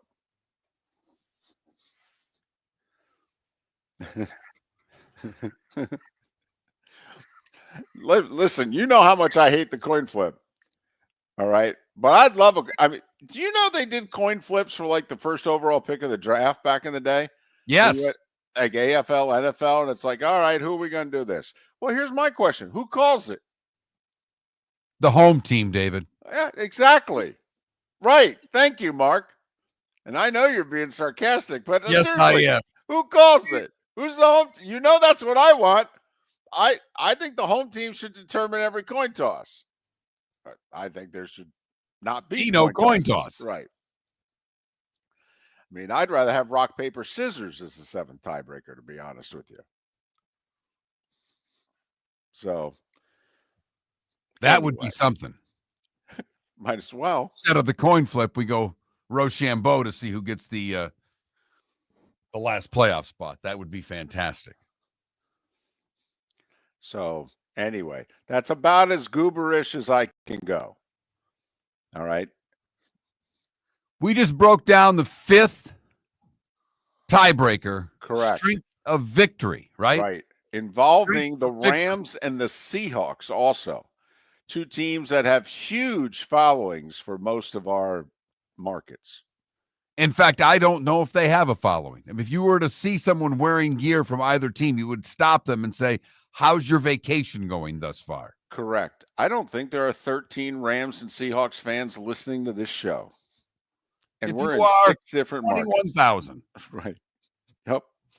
Yep. Keyword. And you know what? If you don't throw the keyword in, we'll have Michigan relay the results. We started our show 18 years ago and have been fired 3 times, but Miller and Moulton have never lived on the edge like we are now. We have our best morning ratings ever, are steadily adding affiliates, yet we only have a few sponsors. And if that doesn't change, we can't continue. But if you want to advertise on Miller and Moulton, reach out to one of us directly by texting sponsor to 21,000 or contact Mark on X at that Mark Miller or me at the David Moulton. You can save Miller and Moulton and make your business some serious money by texting 21,000 now. The Cape Coral Police Department is growing. They are currently looking for police officers and are offering a $10,000 signing bonus to newly hired officers. If you desire a career in law enforcement, or if you are already in law enforcement and thinking about making a move to a better agency, think Cape Coral Police Department. If you're looking for a police department that is committed to excellence, that invests in the highest level of training, state-of-the-art equipment, and some of the highest compensation in all of Southwest Florida, then the Cape Coral Police Department is for you. Visit capecops.com. That's capecops.com. Mark Miller for Molly Maid. Why Molly Maid, you ask? Trust. Moulton was a customer for 15 years. Affordability. Didn't I just say Moulton was a customer for 15 years? Worry-free services. Our professional house cleaners are fully insured and a 24-hour warranty. Call Molly Maids today at 239-774-5839. That's 239-774-5839 or online at mollymaid.com/FTMYERS. That's mollymaid.com/FTMYERS. Gentlemen, as your wife mentioned getting new flooring, but you don't want to go through the hassle, well, go see the Floor Meisters in Naples next to Costco. They understand your time and money are important, so they'll make it as painless as possible. With a huge in-stock selection of carpet and Cortec, they can get you the floor your wife's been asking for. They carry wood, vinyl, carpet, and tile. If you do it yourself, no problem. They can handle that as well. So go see TJ at the Floor Meisters and tell them, just keeping it real. This is Miller and Moulton.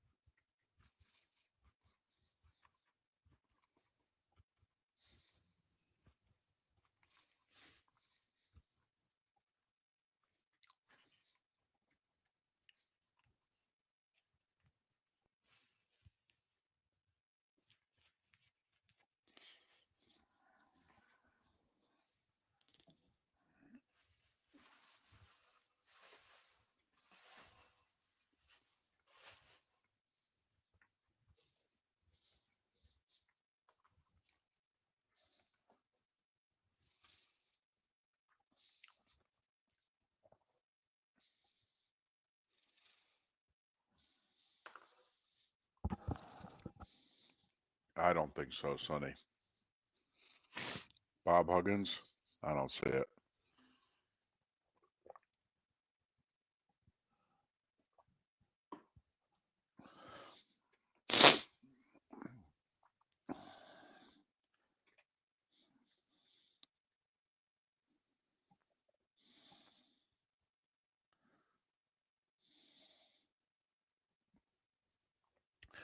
If Miami is going to go with, and I don't want to say older, but just veteran coach with a name and what have you, don't you finally bring Frank Martin home?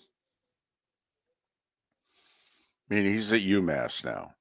I mean, he took South Carolina to a Final Four.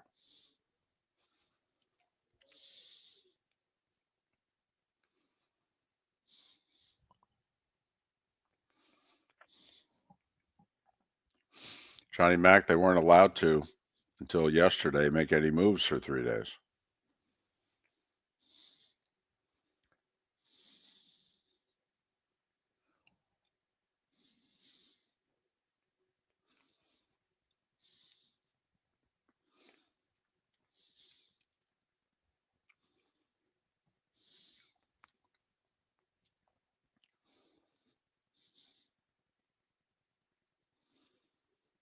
Johnny Mack, here's the other problem. You're selling low on all your key players.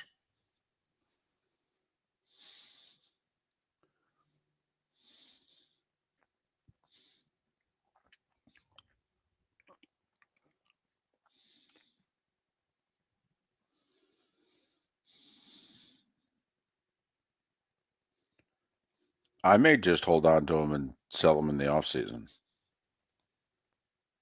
when you could probably get more for them. Teams believing a change of scenery, blah, blah, blah.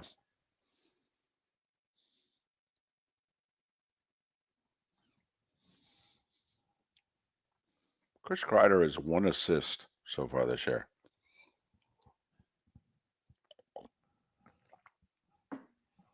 I mean, that's 1 more assist than Miller and Moulton.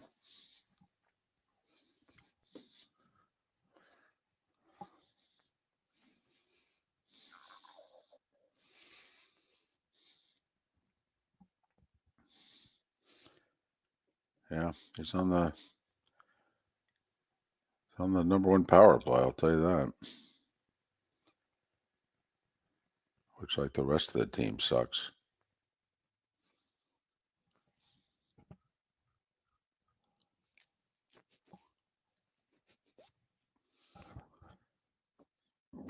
Oh, excuse me.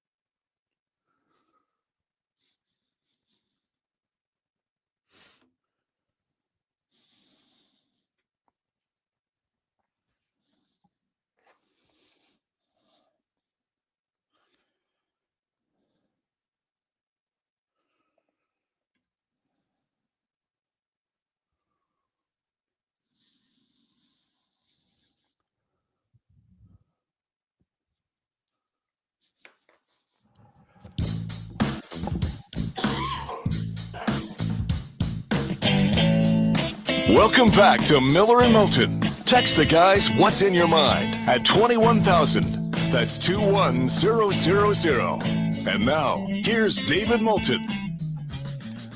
Pat Kirwan to join us for his second visit this week. Coming up at the top of the hour. He'll do so on the American Paint Supplies hotline. Pat Kirwan at the top of the hour. JP Shadrick in a little more than an hour here on Miller and Moulton. Did you see the reports of what Beyonce made for her halftime performance? No. I saw the ratings, though, that the halftime was the highest rated part of Christmas Day on Netflix.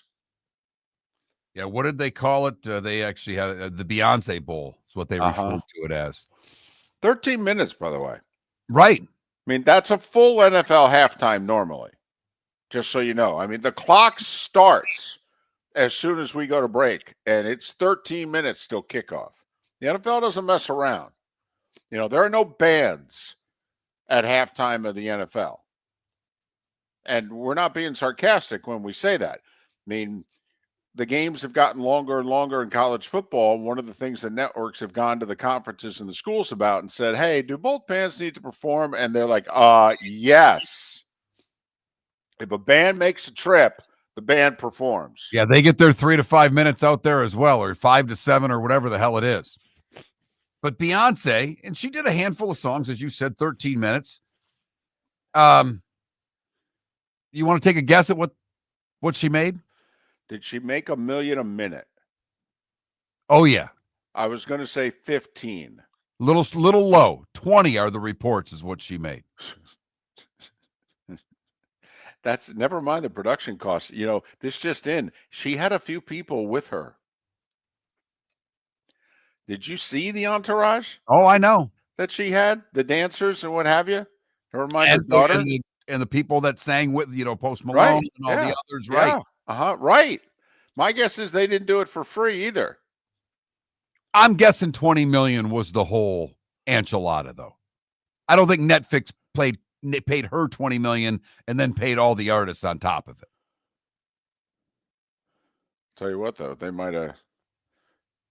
Well, my guess is they used Beyonce and Jay-Z to get the other artists to agree, but then said, here, this is the money we have. Not bad. No. 20 million for 13 minutes. No, that's $1.5 million a minute. That's 19.5 million right there. Right. So $1.5 million a minute and then a little something for the final, 30 seconds or whatever. Okay. All right. Good to know. Yeah. Well, this just in, Mark. Netflix has it.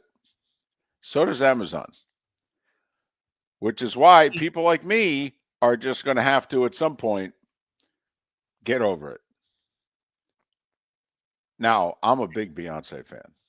I am. All right. There are not many artists on my bucket list left. All right. She's one. Because I've been very fortunate. Very fortunate. But yeah, I'm a big fan. I don't know if I would qualify as a big fan. I'm impressed by her. Okay. I don't necessarily, it's not, I'm not a pop music guy. Right. But to put together that kind of a career, that longevity, that following, that impresses me.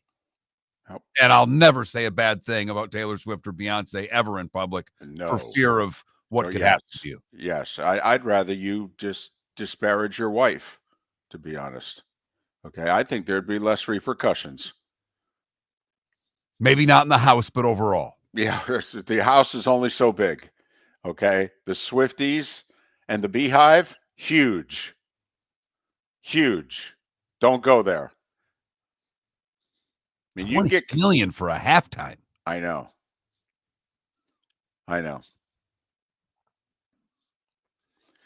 But listen, we tell everybody halftime's the highest rated part of the Super Bowl every year. I mean, if it's a fairly popular performer, they've had a couple Super Bowl appearances in which we all looked around and went, really? Okay, but if it's someone in which you go, oh wow, big time name performer. So that impressed me. That impressed me. I could see that where it big would. number. I was shocked she agreed to do it. I mean, think about it. She's working on Christmas. Now, granted, she's being very well compensated, but I mean, she's got to put a routine together. She's got to work on this, which is why I think it's leading to something. And she apparently teased something for around January 15th, an announcement of some kind. I mean, Mark, that's usually why artists do the Super Bowl, because they don't make money on it. And I know you all don't believe us when we say this. The NFL does not pay a dime to the artist to do the Super Bowl. They say to the artist, we're giving you an audience of 100+ million. You make money off of that after the fact.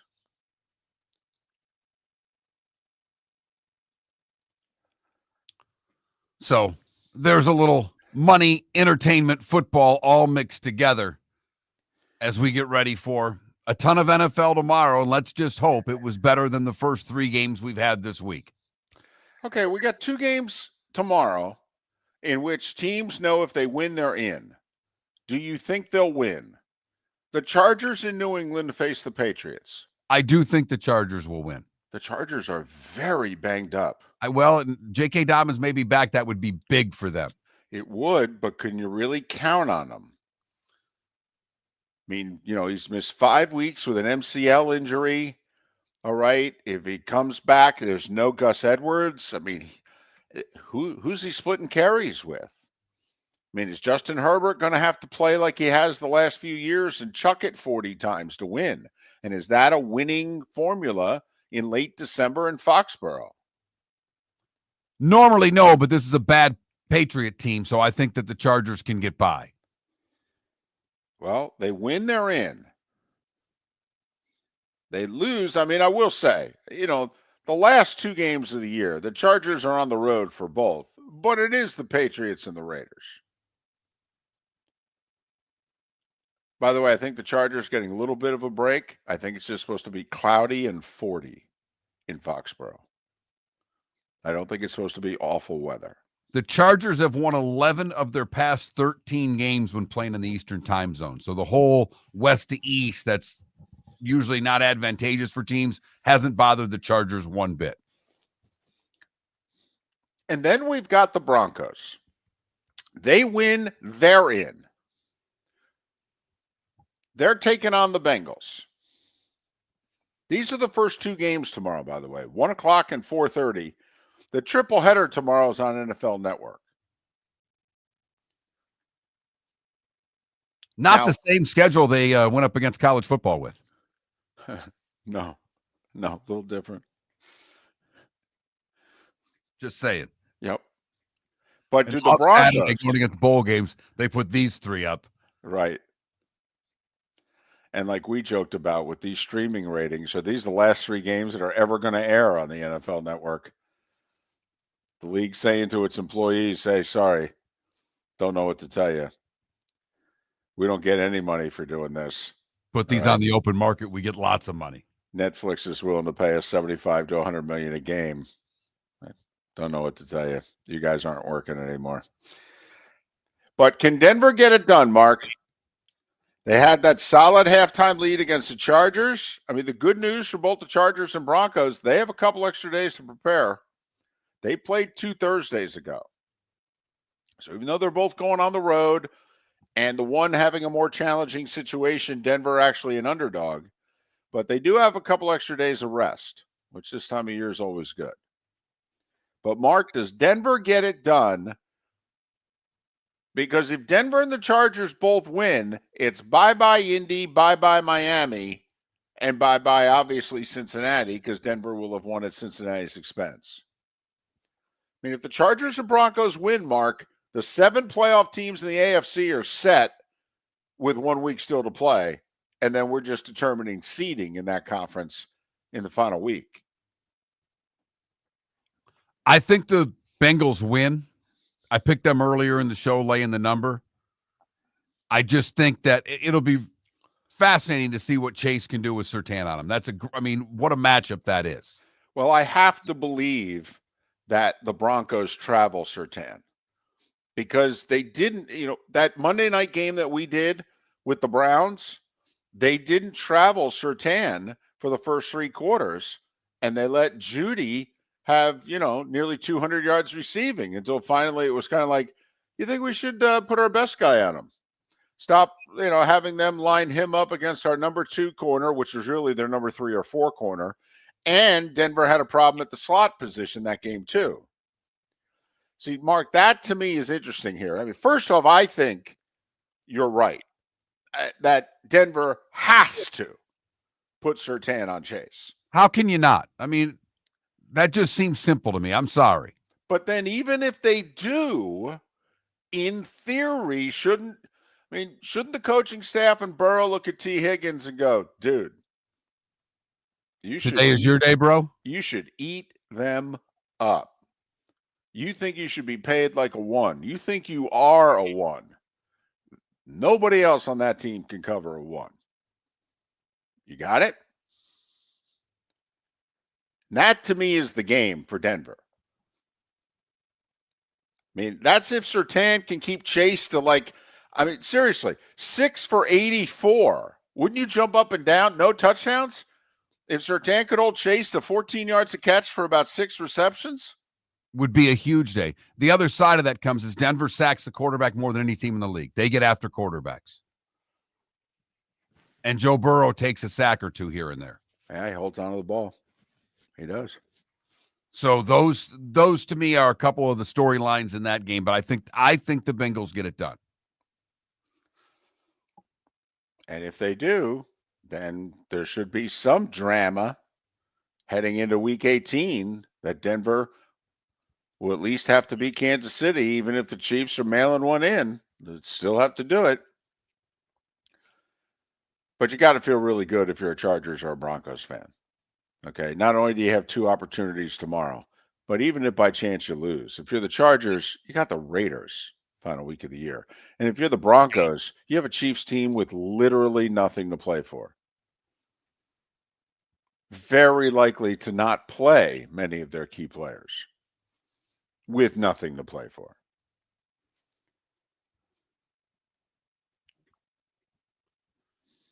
Over under in the Broncos-Bengals games, 49.5. I know the Broncos have a solid defense, but I think there's going to be, I would like the over in that game.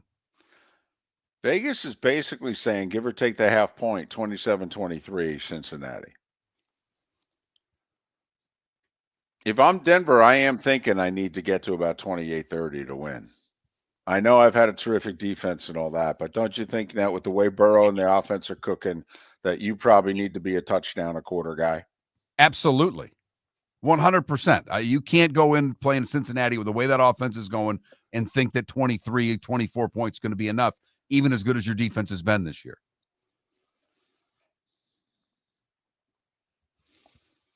And then the Saturday night tripleheader ends with Arizona and the Rams. What do you think Arizona coming off of that awful loss? Which eliminated them, too. They have nothing to play for. Other than to try to help ruin the Rams season. I don't know if they'll have anything in them to do it. Well, remember, okay, we have applauded them the last 2 years. We think the Cardinals have not shown up yet for this coach. He has coached them for 32 games, and we think they have shown up to play 32 times. Okay, they're not good yet, but we think they've shown up and played hard for that coach 32 out of 32. A lot of comparisons being made between Arizona and Detroit and the way they're trying to do things in Arizona and rebuild. If they give the Rams a really tough game Saturday night. I do think you're alluding to something, though, and I applaud the Cardinals players for saying it out loud. You and I want the 6 seconds of truth. And the Arizona Cardinals players after the game were like, I cannot believe we lost to Carolina. Now I don't know if they then took them a little lightly, but they just figured, we're better than them. We'll beat them.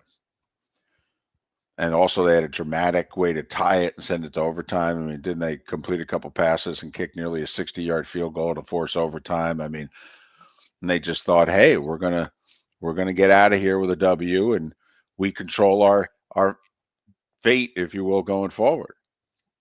And Cardinals players were stunned after the game, their post-game reaction. They're like, I cannot believe we lost and our season's over. Yeah. Uh-huh. Miller and Moulton will even get further in bed with the NFL as Pat Kirwan joins the show next to get through all of the games and that wonderful game last night between the Seahawks and Bears. Woo!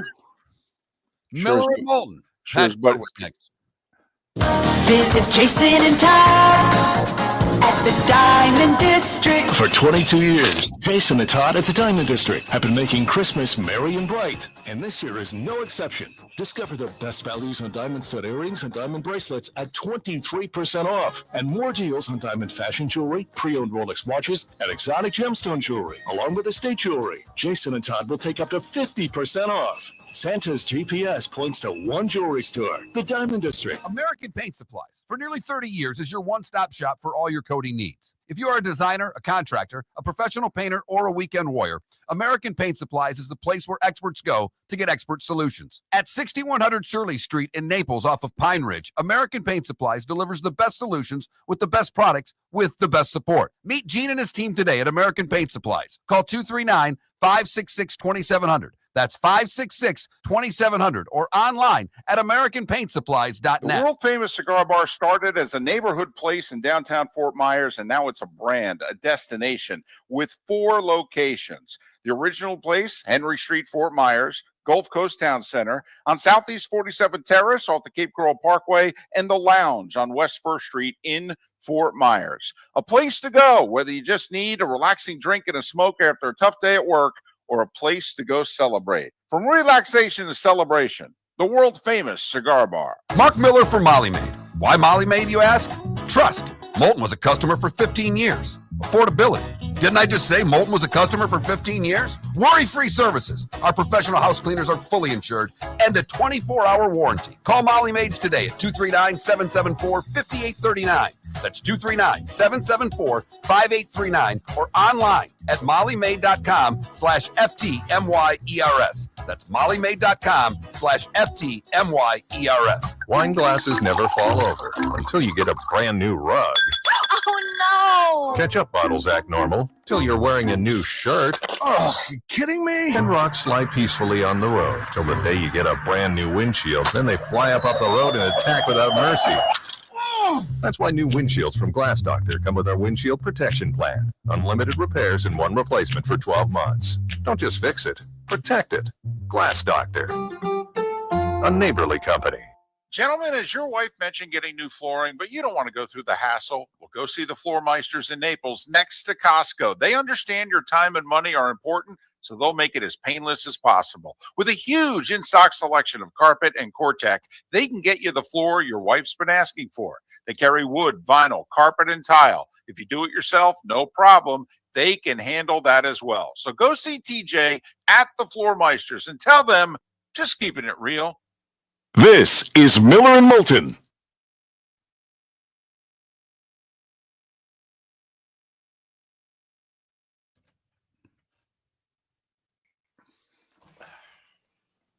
Good morning, fellas. Pat, how are you? Doing fine. Ba-ba-ba-ba-ba-ba-dum. Quite a game last night. Yeah. Baseball score. Brutal. I did watch the whole thing. And I was like, why am I doing this?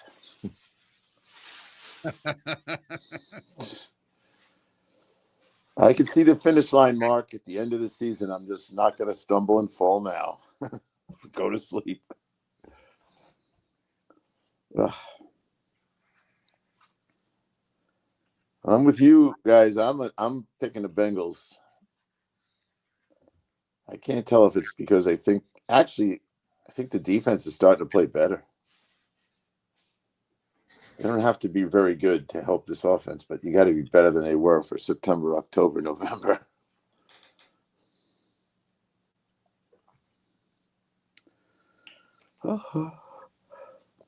Two duds on Christmas, a dud last night.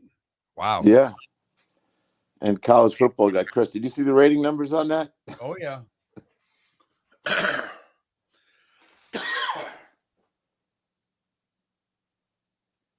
Sonny, they can't grab him off waivers. If they grab him off waivers, he can't play this year. They have to let Barrett clear waivers and then sign him as a free agent in order to play this season.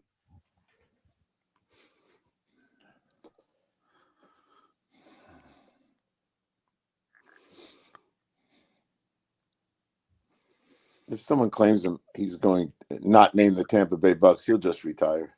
Yeah, but he can't. The way we understand it is that if he gets claimed on waivers, he can't play this year.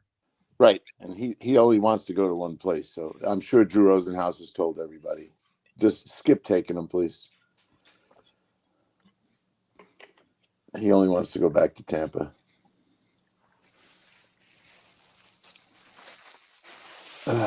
It's very interesting, though, if if he clears waivers and if the Lions called him and said, hey, we know what you want, but we got a much better chance to win a ring here. I would go after him too, but since his child died, he's been in a whole other place mentally. Yep. He's a great guy, though. I like him a lot. He's fun to talk to.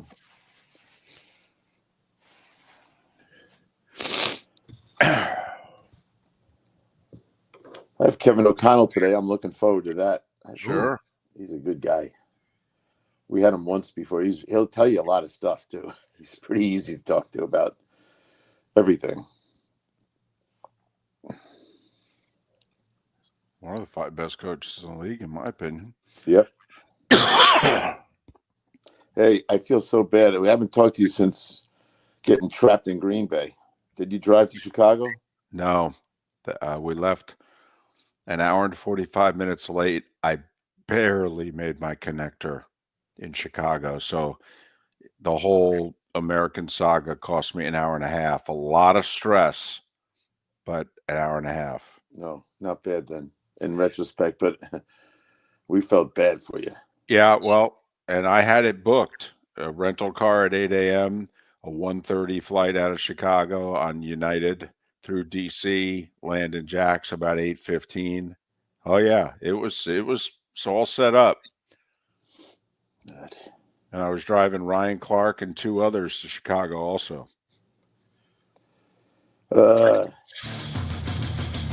Makes me think that the draft's going to be a disaster up there. You're listening to Miller and Moulton, coming at you from the Floor Meister Studios. Floor Meisters, keeping it real. And now, here's Mark Miller and David Moulton. Halfway home on this Football Friday. Football Friday. And that means Pat Kirwan, he of NFL Radio's Moving the Chains, CBS's NFL Today show. Pat's weekly appearances are brought to us courtesy of Pinchers, Tampa to Key West, all points in between. Pinchers, where you can't fake fresh. Pat joins us on the American Paint Supplies hotline, your one-stop shop for all your coating needs. So can Amazon get a refund? You think they could just call and say, hey, we pay about $63 million a game. You got to give us some money back. That one just can't count, can it? Well, I don't blame them for trying, but I think the three of us know the NFL. They might charge them more for even asking. The nerve of you. Right. That's $10 million, you blank. And you laugh because you know it's possible. Oh, anything's possible when you call Park Avenue. Yeah. Anything is possible. They only know how to ring the register. Well, a dud last night, but Seattle gets the win and stays alive. I mean, not much you can say about that game other than that, Pat, can you? No, it was bad to watch, and I unfortunately watched the whole thing. I was tempted at halftime to call it a night, but I didn't. I was really waiting to see if anything would happen that would make me think they could beat the Rams in a week, but so far, not so much. Yeah, that's what it is. In Chicago, you know, I am cheering for Caleb. I know he's got a long way to go. He needs to get settled in with a new coach and calm down about stuff. But he, like all the other rookie quarterbacks, except because Penix just started, but everyone else has thrown more touchdowns than interceptions, which to me is a sign of good things to come from the whole class. Is that the one thing to take out of his year, is that until that last throw of the game last night, which was a bit of a desperation throw, I mean, what had he gone? Like 360, 380 attempts without an interception?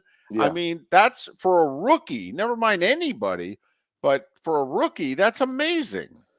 It's amazing on 100 levels. One, it's just a big number and you're just impressed by it. Number two, he's under siege all the time.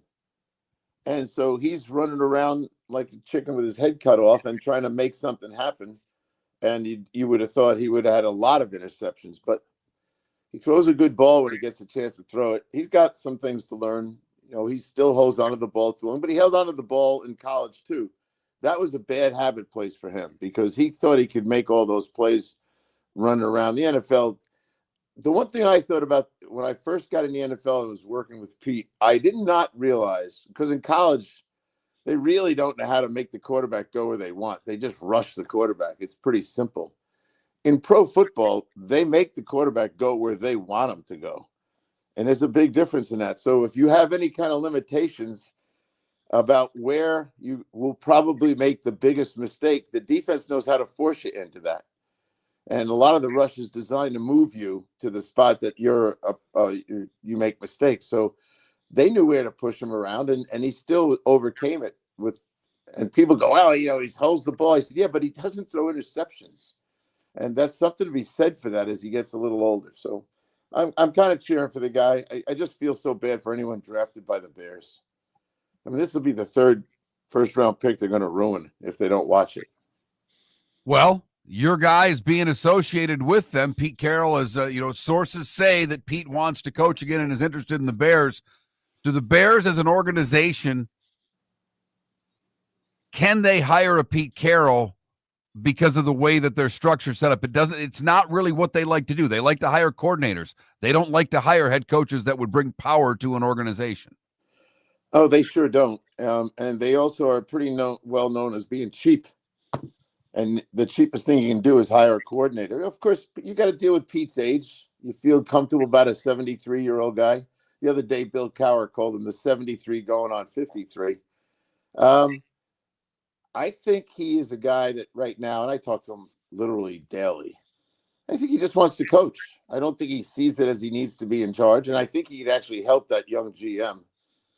But they need someone who has done it before. They cannot keep selling coordinators one after another to the fan base. So I think he'd be at the very least, they should sit down with him for a day and hear his vision for what that team could be. Plus, he knows a lot about Caleb. I can tell you that. And because of the SC stuff, Pete stayed pretty close to what was going on at SC. And I think that would be interesting for the kid to be the kid. Well, you tell me, both of you, doesn't he kind of remind you size-wise and athletically of the way Russell was when he was a rookie? Well, short guy, a little bit of power in his run step. He's shorter than people think, Caleb. Okay. Yep. I think they think he's a little taller than he is. Like, you knew Russell Wilson was sub 6 feet. Okay. When you look at Caleb Williams, you don't necessarily think, oh, wow, he's barely 6 feet. But I think Caleb's only like 1.5 inches, 2 inches tops taller than Russ. Yeah. And if you see him in the huddle, that's when you realize how short he is. When he gets in the huddle with his teammates, he's short. Anyway, we'll see what. I have really little faith in the Bears exploring all their options. I think they just kind of gravitate right to the same old, same old. Get me a young coordinator who doesn't know how to be a head coach, try to control him, and then fire him. That's pretty much their routine. Oh, boy. Because, Pat, now there's only 3 jobs that are available right now, but in 10 days, in theory, there could be 3 to 5 more. Yep. I mean, Pat, is that going to be the most attractive job opening? And we all know what makes an attractive job opening. The roster's not bad. You've got a young quarterback. You've got cap space. Is that going to be the most attractive job opening, or is it potentially Jacksonville? Well, I would think Jacksonville could trump them for opportunity's sake. I mean, there's no reason to debate which quarterback's better. They should be good enough to win with. You don't have to get rid of them. The owner in Jacksonville has demonstrated patience. He's had multiple types of guys coaching there, and he seems to gravitate more to a guy that has experience. Yeah, I think that job, and then I think you hit every button except the divisions. No, I like the AFC South for winnability. I don't really like the NFC North for winnability. Let's go back to Wednesday quickly. Lamar had another amazing performance, and yet Josh Allen's the favorite to win the MVP, and Lamar's numbers are better in every category, Pat. Not in wins. Okay. And how far? I was responding to the word every. That's all. Okay. Okay, every individual category. Every individual category, Pat. Yeah, well, I was at the game when he beat Kansas City, and I was at the game when he beat Detroit. And Josh, to me, is carrying more of the weight of the team than Lamar. And I love Lamar. Heck, I voted for him multiple times. But, getting Derrick Henry changed a lot of things for him and made the pocket a much better place to be. And he's better in there, but wouldn't you be better too if you were play action pass to Derrick Henry? How many linebackers ever drop because Derrick Henry's still behind the ball? As long as he's behind the ball, they ain't going anywhere. As soon as he passes the ball, you can now turn around and take off. But I think the battle for this thing is interesting. Do I think it's really those two? Yes. Do I think Saquon Barkley deserves some consideration? He will not win it. Running backs aren't going to win it anymore. I can make a case for Mahomes with all those fourth quarter comebacks. Nobody's talking about the guy up in Detroit. He's pretty good. Here's the problem. The modern fan, and probably the modern voters, I'm one of them, they don't really go for the pocket guy anymore. They want the flash. They want the run. They want all the stuff that goes along with Lamar and Josh. And I think at the end of the day, the dinosaurs like our friend over in Detroit, they don't, I ran it by a bunch of callers yesterday. Nah, no. Heck, the Detroit fans don't like him as much as they like Lamar and Josh. So I get it. It'll come down to those two. We've had a couple of years, not many, where two guys split the award. Do you guys think that could happen? No, I think Josh Allen's won it already. I think the media is determined that he's won it. Well, my view of that is, and I'm probably voting for him, but I think the media is trying to make it Lamar's award again. You just pay attention at any radio station yesterday, except yours and mine, and they're selling Lamar like crazy. Well, and it's because of the obvious. All right. He's got the best stats. He's got the best stats of his career, and he's already got 2 trophies. And head to head, they whooped the Bills. But you're right. Yeah. Buffalo has one more win. They're the 2 seed right now.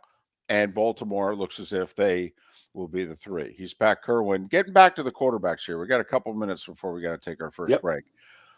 Do you think this also plays into the draft? Like this is a bias that Sanders is working against. Sanders is a pocket passer. Okay. The Miami kid and the Alabama kid, they can run around. Okay. And the thought is that, if the Giants are picking first, well, they're going to want to try to recreate Josh Allen. Therefore, they're going to take Cam Ward over Shadrick Sanders. When Pat, I'm pretty confident in saying there's no better quarterback in the country in college from the pocket than Sanders. Yeah, the question about him or anybody is, are they that good? It's someone has to be the first pick. Someone's going to be the second pick. Someone's going to go 5th, whatever the 3 quarterbacks are going to be, if there are 3. I can tell you the guys I'm talking to don't think the draft's very good at quarterback. Scared to death of this draft. And as one guy said to me 3 days ago, day before Christmas, he said, thank God we don't need a quarterback. I wouldn't want these guys at the top of the first round. It's not a great draft for that. And yet teams are going to need a quarterback. They have to take him. And we think Sam Darnold is not going to be on the market. He'll be locked up with a franchise tag at the very least. And you start looking at your options. I talked to you yesterday, I found interesting, and I would be, especially the guys who are going to see the first 2 or 3 quarterbacks come off the board. I spent a nice little time with Cooper Rush. That guy, and I'll give you an example. You put him in Tennessee, he'll win the job, right, flat out, and for a pretty reasonable, cheap price. And he wants to go somewhere to start. There was no doubt. I tried to pull it out of him. And all he kept saying to me was, look, I really want to play. I'm tired of waiting. He's Pat Kirwan. We don't have to wait much longer for him. He'll be back on the other side. Pat Kirwan here on Miller and Moulton. We started our show 18 years ago and have been fired 3 times, but Miller and Moulton have never lived on the edge like we are now. We have our best morning ratings ever, are steadily adding affiliates, yet we only have a few sponsors. And if that doesn't change, we can't continue. But if you want to advertise on Miller and Moulton, reach out to one of us directly by texting sponsor to 21,000 or contact Mark on X at that Mark Miller or me at the David Moulton. You can save Miller and Moulton and make your business some serious money by texting 21,000 now.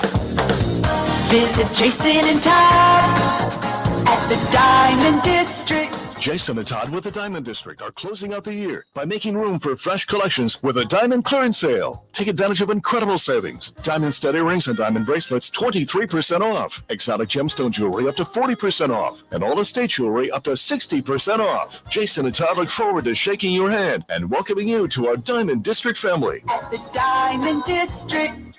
American Paint Supplies, for nearly 30 years, is your one-stop shop for all your coating needs. If you are a designer, a contractor, a professional painter, or a weekend warrior, American Paint Supplies is the place where experts go to get expert solutions. At 6100 Shirley Street in Naples off of Pine Ridge, American Paint Supplies delivers the best solutions with the best products with the best support. Meet Gene and his team today at American Paint Supplies. Call 239-566-2700. That's 566-2700 or online at AmericanPaintSupplies.net. Gentlemen, as your wife mentioned getting new flooring, but you don't want to go through the hassle, well, go see the Floor Meisters in Naples next to Costco. They understand your time and money are important, so they'll make it as painless as possible. With a huge in-stock selection of carpet and Cortec, they can get you the floor your wife's been asking for.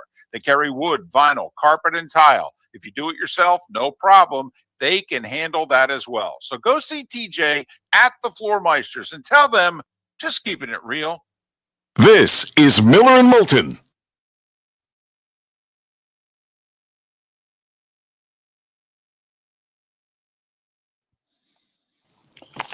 Oh my Lord! Here, David, are you going to San Francisco this week? Uh-huh. Oh God! And then 14 hours later, we're on the air in El Paso. I can't believe that game still exists. Yeah. It only exists because it's CBS's only bowl game. I know it's hard to prove it's a bowl game. Well, God. they prove it, but because at least they put it on CBS. They don't put it on Paramount or the network. But They ever released the numbers on the viewership of that thing? oh, it's always 2 to 3 million. Yeah. Oh my. That's every time you tell me where you're going, I'm thinking, okay, that's not a nonstop. Now, when you get done in El Paso, they put you over to Houston, and then you get on a jet over to. You know, we used to, Pat, be able to get out of El Paso after the game and at least get to either Dallas or Houston and spend New Year's Eve there and then fly home on a direct flight the next day. They eliminated all flights out of El Paso east after 4 o'clock. So if you want to get out of El Paso, you have to go to Vegas, Denver, or Phoenix. And then, take a red eye. And, I'm just like, screw it. I'll stay. I'll go to bed early. I'll get up early. Yeah. Plus, it's last game of the year. This is it for you on everything, right? Well, no, I mean, we've got 3 more after Monday night for ESPN. Do you have the playoff game that's on Monday night? We also now we have 2 playoff games. Remember last year, we got a divisional round. So now we get the early divisional game. We get the worst of the 4, but they've been taking care of us the last 2 years. They're giving us the NFC 4-5 game for that Monday night playoff game. Good. It's always going to have to be a 4-5 game. Just because, everybody has to know who they're playing in advance, etc. But they've given us the NFC the last 2 years, so that's meant Cowboys and Eagles. Right. So this time it's going to be Minnesota or Detroit at Washington? Well, or at Atlanta/Tampa. Yeah, Atlanta/Tampa. Yeah. Because the last 2 years, the game's been in Tampa. Yep. God, you need a break. Let's pray for that. I'd love that. Yes. Tampa or Atlanta. Atlanta wouldn't be bad. No, especially since I'm coming from Eastern Kentucky the Thursday and Saturday before that Monday night playoff game. I'm doing college hoops in Kentucky. So it would be, Atlanta would be about a 5-hour drive. Oh, man. That sounds like your old Southeast Conference tour. Yep. Drive around. Totally. Plus the basketball games like mid-afternoon Saturday, I would just get in the car, drive to Atlanta, be in the hotel room. It'd be awesome. Yeah. You ain't kidding.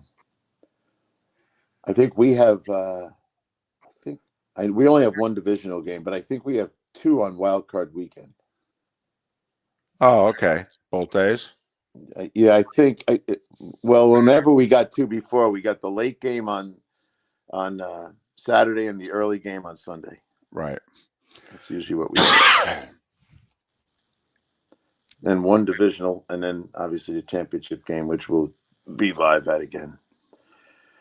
I told you, the bartender in Kansas City knows me by my name. Oh. We're always there, and it's so freaking cold.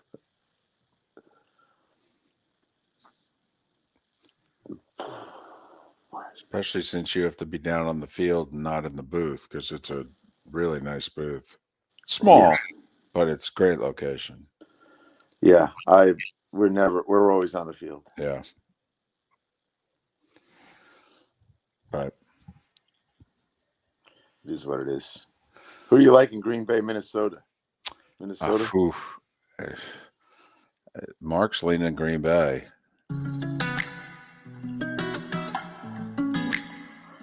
Welcome back to Miller and Moulton. Text the guys what's in your mind at 21,000. That's 21000. And now, here's David Moulton. 21 minutes past the hour. Our remaining moments with Pat Kirwan, NFL Radio Moving the Chain, CBS's NFL Today show. He joins us on the American Paint Supplies hotline, courtesy of Pinchers, Tampa to Key West, all points in between. Pinchers, where you can't fake fresh. All right, let's talk tomorrow. The games that have real meaning that we know of. First off, any concern the Chargers don't beat New England and clinch a playoff spot? No. I like their chances to win, and New England has not beaten a playoff qualifier yet this year, so they're just not there yet. I'm really enjoying watching Drake May develop, though. He's got quarterback skills and he's got run skills. Smart kid, but no, I like the Chargers.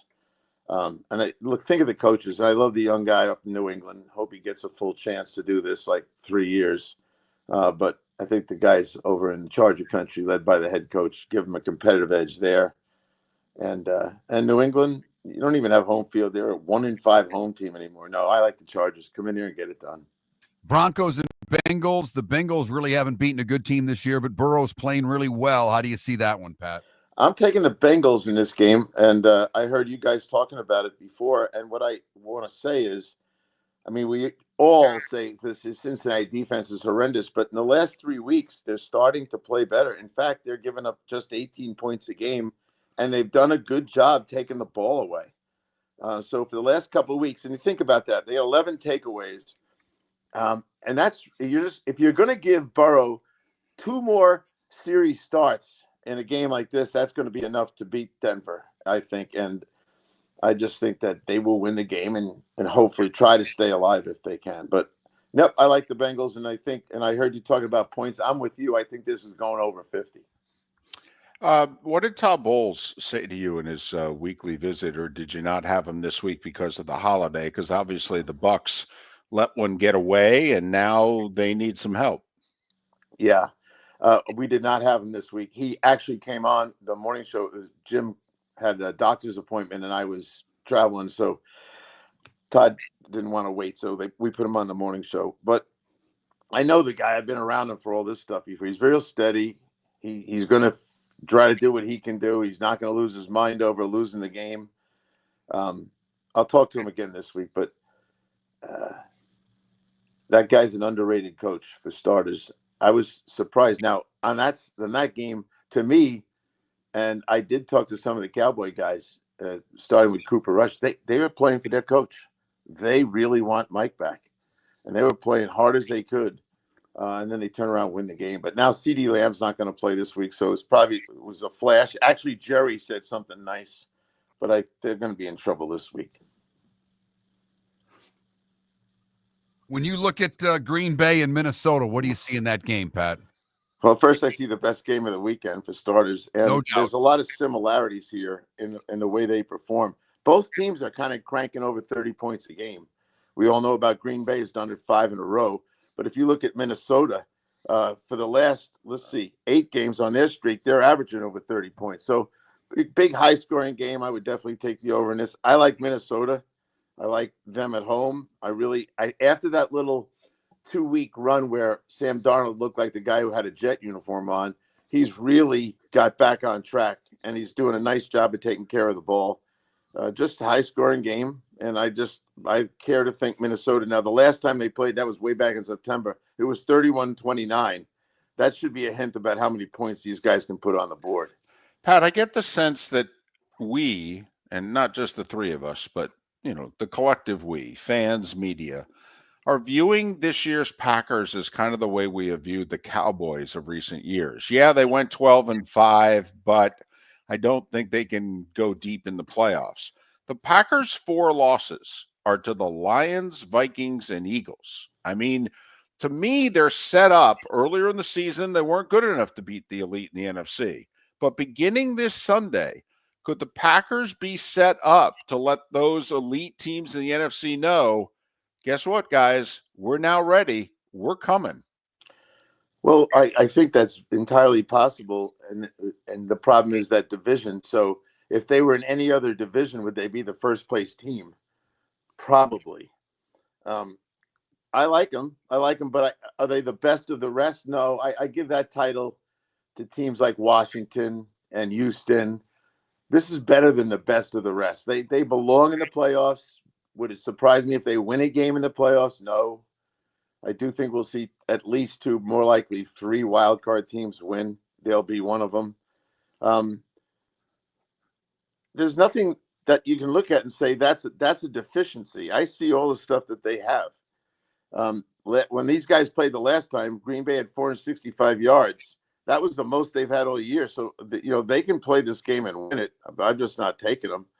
I kind of like the defense, and I do like Jefferson and the things he does as well. So. I don't consider them, as I said, you look at the 4 teams that are division winners in the NFC and tell me if Green Bay, how many of those can they beat? 2 of them? I think 2. Well, in the way Detroit is right now, I think it might be 3, believe it or not. I worry about where the Lions are defensively still.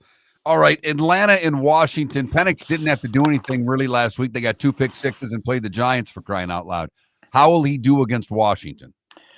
Well, I don't think it's going to be a great game for him. He hasn't thrown a touchdown yet, and he's up against a guy who threw 5 against the number 1 defense last week. And so as you get experience, which is what Jaden Daniels has, you have a full game. He can rush for touchdowns. He can throw 5 against the Eagles. He can throw 2 or 3 in this game, and it might be enough. I like Penix, but I don't think he's ready for this. On the road, second game. Now, he's got 1 game of film, which is just enough for that defense to sink their teeth into what he does and how to play him. And I think they still have to protect him. I totally get why they benched Cousins, and I would have done it 2 weeks earlier, as I said last week, but I don't think he's going to have enough in this situation. Do you think Cousins is done, or do you think they're hiding an injury? I've said it on this show. For a month, I thought there's something wrong with his arm. It looked so weak to me, and it looked like he couldn't even want to throw the ball down the field. And I don't think they're hiding an injury. I think he might be not saying what's wrong, but when Jim and I looked at it, Jim thought it was his elbow. I thought it was his shoulder. Something is in there that's causing him not to have the velocity he's had on the ball before. If they release him, which that the indications are they're going to, and take the hit, will there be a lot of interest, or did this year hurt his chances of gaining that interest around the league next year? Well, I don't think anyone's going to throw money at him, so I don't think he's going to get a big deal on the highway there. He might be the guy that's in the wings waiting for a big injury come October or something. He's a bit of a homebody. The reason he wanted to go to Atlanta, besides the money, was his wife's family. We've talked about that before. I wouldn't hand him the keys to my team. I wouldn't do it. Do you have an upset this week? Is it Arizona against the Rams, Carolina against the Bucks? Will the Giants upend the Colts? I mean, the Browns eliminate the Dolphins. You know what we're talking about here. Do you have an upset? I have the one that I would be. I don't want it to happen, but I think it could happen is Carolina and Tampa Bay. Carolina is kind of moving up a little bit, starting to do some things that are good. I go back to when these two played before. It was an overtime 26-23 game. Yeah. So divisional game, a team that's starting to move up a little bit. This is their Super Bowl. This would actually, they could convince themselves, let's go out there and just destroy this party and ruin this for them. So would I bet on them? They were getting 8 points on opening day. I don't know what the spread is now, but I would. What is it? 7.5. Yeah, so it went down from the opening line. So that's the team that I would say I'd take Carolina in the points. He's Pat Kirwan, NFL Radio, moving the chains. Weekdays 3 to 7, Saturdays 2 to 5. CBS's NFL Today show on Sundays.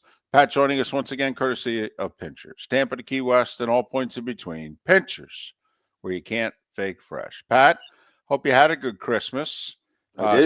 Safe travels this weekend, and we'll talk again on New Year's Eve. Yes. Safe travels for you, my friend. I don't want to hear on Tuesday you're stuck in Oshkosh or somewhere. Well, it'll be El Paso if I'm stuck, but thank you. No, worse. Back Kirwan on Miller and Moulton. We started our show 18 years ago and have been fired 3 times, but Miller and Moulton have never been on the edge like we are now. We have our best morning ratings ever and are steadily adding affiliates. Yet, we only have a few sponsors, and if that doesn't change, we cannot continue. But if you want to advertise on Miller and Moulton, reach out to one of us directly by texting sponsor to 21,000 or by contacting me on X at @MarkMiller or David at @TheDavidMoulton. You can save Miller and Moulton and make your business some serious money by texting 21,000 now. The Cape Coral Police Department is growing. They are currently looking for police officers and are offering a $10,000 signing bonus to newly hired officers. If you desire a career in law enforcement, or if you are already in law enforcement and thinking about making a move to a better agency, think Cape Coral Police Department. If you're looking for a police department that is committed to excellence, that invests in the highest level of training, state-of-the-art equipment, and some of the highest compensation in all of Southwest Florida, then the Cape Coral Police Department is for you. Visit capecops.com. That's capecops.com. Wine glasses never fall over until you get a brand new rug. Oh, no! Ketchup bottles act normal till you're wearing a new shirt. Oh, you kidding me? And rocks lie peacefully on the road till the day you get a brand new windshield. Then they fly up off the road and attack without mercy. That's why new windshields from Glass Doctor come with our windshield protection plan. Unlimited repairs and 1 replacement for 12 months. Don't just fix it, protect it. Glass Doctor. A neighborly company. Gentlemen, as your wife mentioned getting new flooring, but you don't want to go through the hassle, well, go see the Floor Meisters in Naples next to Costco. They understand your time and money are important, so they'll make it as painless as possible. With a huge in-stock selection of carpet and Cortec, they can get you the floor your wife's been asking for. They carry wood, vinyl, carpet, and tile. If you do it yourself, no problem. They can handle that as well. So go see TJ at the Floor Meisters and tell them, just keeping it real. This is Miller and Moulton.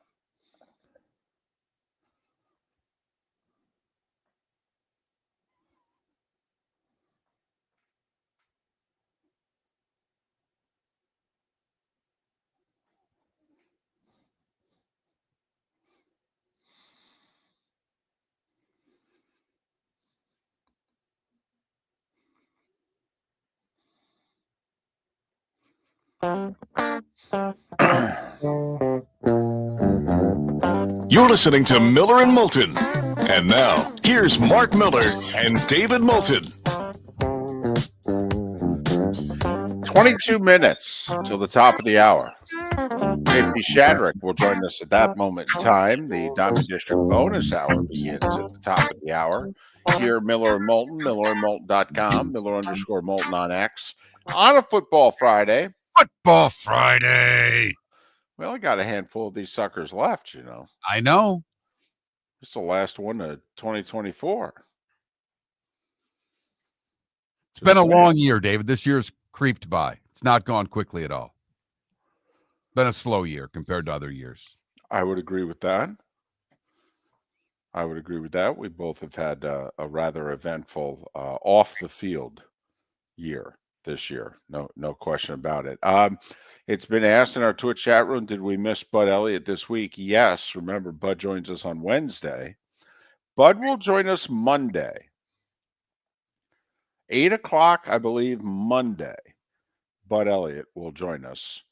We'll look ahead to the quarterfinal matchups that begin the next day.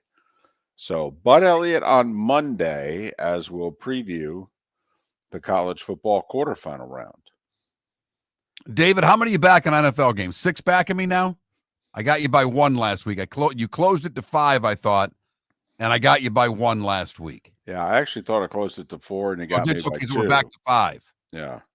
Well, I thought you might have got me by 2, so it's at least 5. It could be 6. Yeah, we only had 5 games different last week, so I don't think I got you by 2, but that's Okay. all right.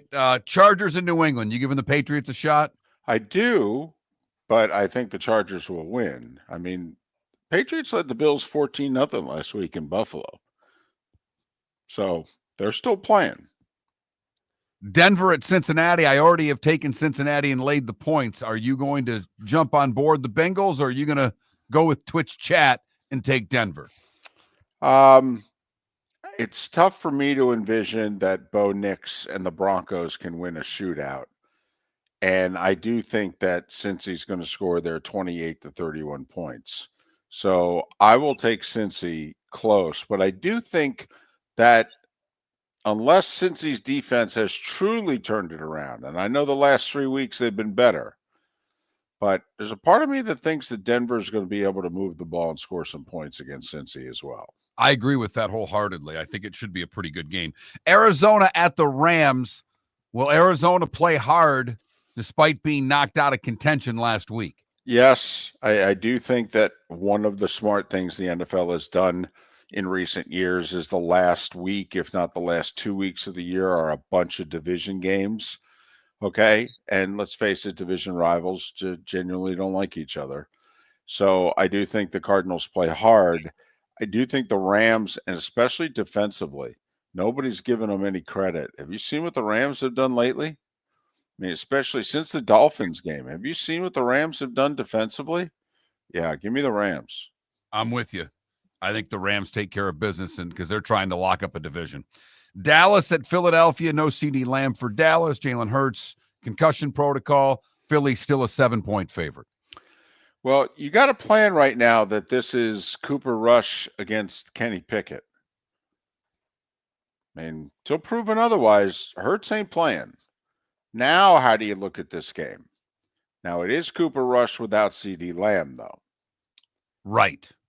So, also, I think it's a bad spot for Dallas because the Eagles kind of embarrassed themselves with all that they gave up to Washington last week. So, I do think, though, this could be a massive Saquon game. Saquon may get so many yards in this game that they're tempted to have him take a run at Eric Dickerson's record in Week 18. That would be something because it's the Giants in Week 18, and we know how pathetic that roster is for Philadelphia to go up against. And it would be against the Giants in Philadelphia, in which their fan base would be like, oh, yeah, let's embarrass them. Absolutely, let's get the record. Jets in Buffalo. Do you give the Jets any shot at all? No, especially since the Bills mailed in a first half last week, and the Bills know. I'll bet McDermott's already told them, listen, you win this week, I'll rest a lot of you next week because we'll have nothing to play for Week 18. We'll be locked in as the 2 seed. We don't get a bye. So if you want a pseudo week off, you need to win this week. I think the Bills win comfortably.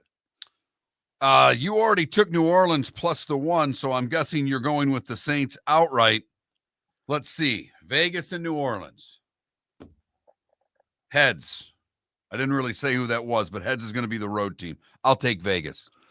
Well, I got to admit, in terms of healthy bodies left, and this is with the Raiders with no starting quarterback, no Max Crosby, and yet I still think the Raiders are a lot healthier than the Saints.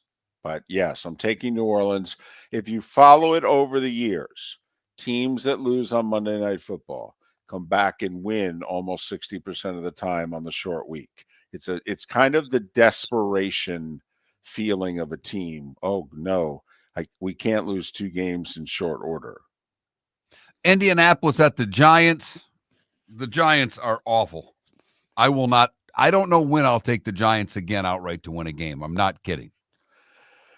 Well, I find this interesting in which supposedly like Richardson's questionable. Right. Hasn't practiced.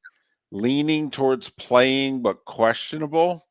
I'm almost wondering, would they be better just giving him the week off and playing Flacco? I mean, if you're the Giants, don't you want to see Richardson? Don't you?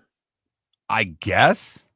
I know he can hurt you, but I think I'd rather see Richardson if I'm the Giants. But yeah, give me the Colts, who look as if based on schedule alone, they're going to win their last 2 games. I mean, they have what? The Giants and Jacksonville. I mean, the Colts are probably going to post 9-8. This will be the second year in a row they go 9-8 and miss the playoffs. All right, Carolina at Tampa Bay. This one went to overtime last time. How does Tampa do this time? I say they win. I think they know what's at stake, and they're going to be ready for it.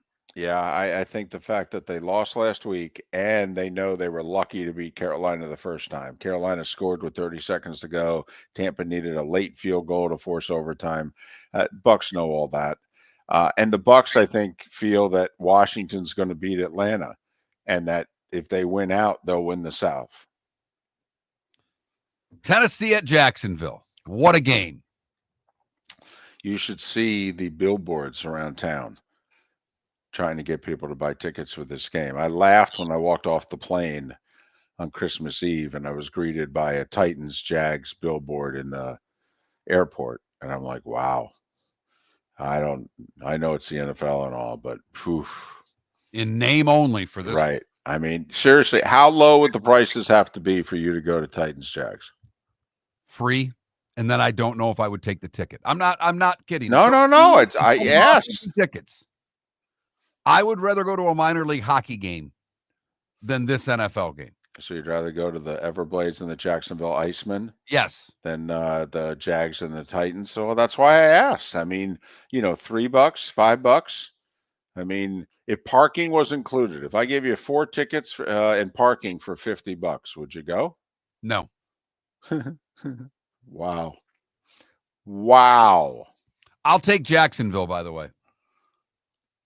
I'll take the Titans. Miami at Cleveland. You took Cleveland and the 6.5.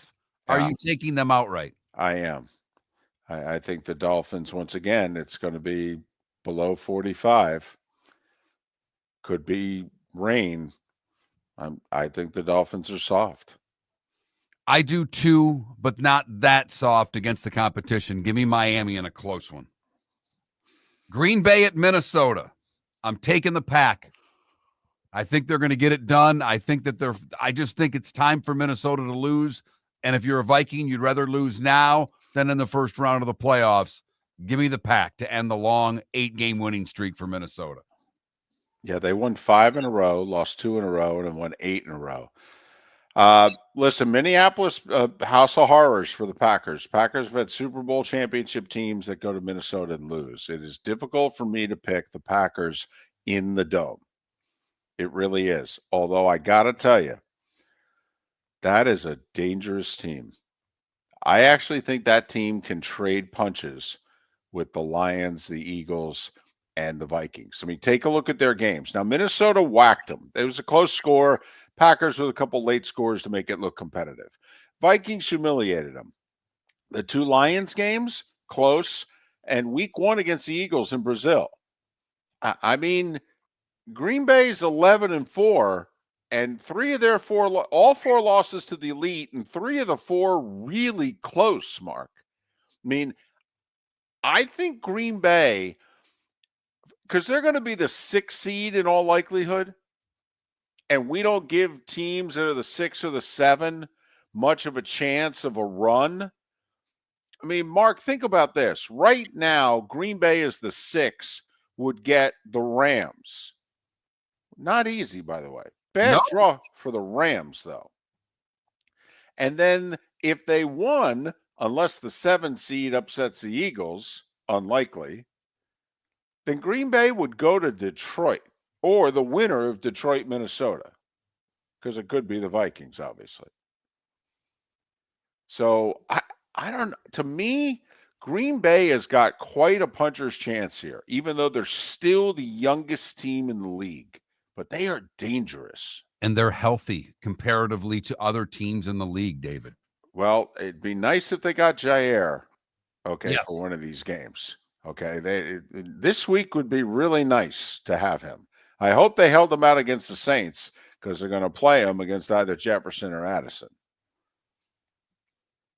You're going Minnesota, though, right? I am, until proven otherwise. I don't like Jordan Love in the fourth quarter of close games against good teams. I'm laying the 4.5 with the Commanders over Atlanta, so I'm obviously taking them outright. Do you think Penix and the Falcons have a shot? Oh, I think they have a real shot. A real shot. I mean, for as much as I love Washington this year, I think they have a real shot. In fact, I think they'll cover. I think Washington will win another close one by 2 or 3, but I actually think Atlanta covers. Mark, Atlanta knows they're playing playoff games. I mean, come on. They have to look at Tampa's schedule at home for Carolina and the Saints and think that Tampa's winning them both and they're posting 10-7. Atlanta's got to think, listen, we're playing playoff games. Our next loss, we're done. Going Washington, though. I am close, though. If I had to, I would take the points with the Falcons. And then Detroit and San Francisco on Monday night. Yeah, I like Detroit a lot. A lot. San Francisco's got a lot of guys not playing and nothing to play for. They've been in this situation in 5-6 years. I mean, I'll be fascinated by how San Francisco shows up and plays in this game. They have not been in a meaningless regular season game. One of the years Garoppolo got hurt, maybe the pandemic year of 2020. Maybe it was 2018. I mean, it's been a long time since they played a meaningless regular season game. I'm reluctantly going to take Detroit because of all the injuries, San Francisco. No Trent Williams, so the offensive line's depleted. Obviously, McCaffrey's gone. They could be down 3 running backs. They've got so many injuries at running back. Right. I'll take Detroit reluctantly. I think it's going to be a really close game. I just think Detroit can outscore them in this one. It'll be an interesting game for Detroit. If Minnesota wins, in many respects, the game is meaningless for the Lions. They can lose, fall a game behind Minnesota, beat them 6 days later, and they'll win the tiebreaker because they will have won the season series. And their conference record will be better than the Eagles, because right now the Lions have 1 conference loss and the Eagles have 3. So even if they finish with the same record, Detroit would end up with a better conference record. So if Minnesota wins, Monday night is meaningless for the Lions. If Minnesota loses, Lions can win the division and the 1 seed. But I don't think Detroit, just the way they play, even if it's meaningless, I don't necessarily see them, sitting guys or taking the week off. It's just not their style to take a game off, even if the game is meaningless, as you say.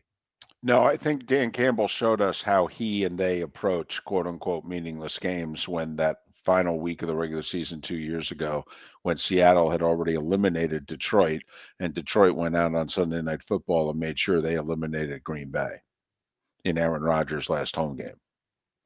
So those are our straight-up picks in the NFL. Shockingly, I am leading David Moulton by a handful of picks heading into the last couple of weeks. It is an area that I've never done well head-to-head against David. This year is an exception, and we'll see how it finishes out. Both of us struggling against the number. David has taken a 1-game lead over me against the number, as he has picked 110 games to my 83. There you go. There you go. See, I'm the buffet guy. You're the guy who you order off the menu. You get, my meat, my potatoes, my vegetable, the nice plate. I'm the buffet guy. Serve myself, go up 2-3 times. And a Chinese buffet at that. Oh, my goodness. Speaking of which, in the airport the other day, I ordered the 3 thing, and they said, "What do you want?" I want 3 servings of that right there. You don't want anything else? No. I want 3 of the sesame chicken. Whether you're chasing peak performance, reigniting intimacy, or simply want to feel your best, Game Day Men's Health creates customized game plans to optimize your health. Call 239-427-3441 for our Bonita Springs and Naples location to set up your free testosterone test and consultation. Mention Miller Moulton Radio Show for 10% off your service. Find your maximum self with Game Day Men's Health, Bonita Springs and Naples, Florida. Call 239-427-3441 today. Mark Miller for Molly Maid. Why Molly Maid, you ask? Trust. Moulton was a customer for 15 years. Affordability.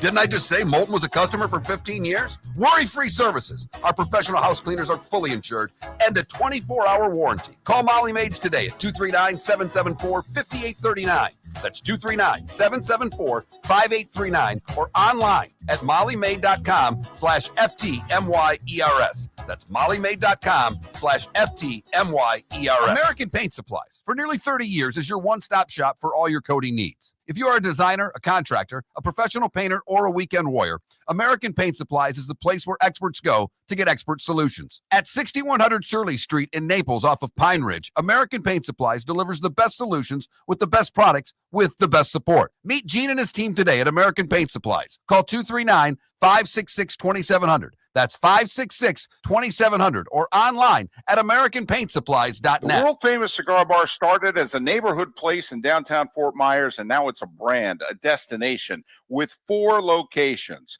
The original place, Henry Street, Fort Myers, Gulf Coast Town Center, on Southeast 47th Terrace off the Cape Coral Parkway, and the Lounge on West 1st Street in Fort Myers. A place to go, whether you just need a relaxing drink and a smoke after a tough day at work, or a place to go celebrate. From relaxation to celebration, the world-famous cigar bar. Gentlemen, as your wife mentioned getting new flooring, but you don't want to go through the hassle, well, go see the Floor Meisters in Naples next to Costco. They understand your time and money are important, so they'll make it as painless as possible. With a huge in-stock selection of carpet and Cortec, they can get you the floor your wife's been asking for. They carry wood, vinyl, carpet, and tile. If you do it yourself, no problem. They can handle that as well. So go see TJ at the Floor Meisters and tell them, just keeping it real.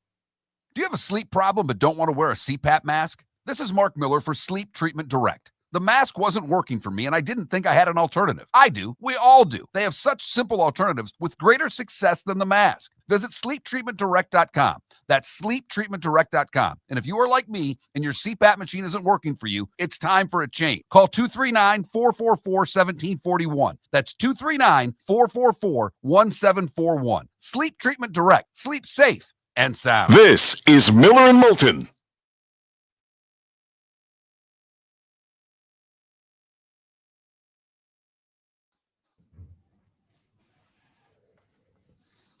Morning, JP. Hey guys, what's up? How was Pittsburgh? It was good. It was good. It was my first time in that stadium. That was it's nice, man. I didn't yeah, it was cool. The game was whatever at the end, but Right. But Pittsburgh, they do pretty good on Christmas, I think. You know? Yeah, it looked full to me. Yeah, no, it was definitely full, and it was noisy for a little while, and then then it wasn't when the Chiefs just kind of chipped away at them. I thought that was a bogus holding call before the interception, and I thought the guy was off balance and all.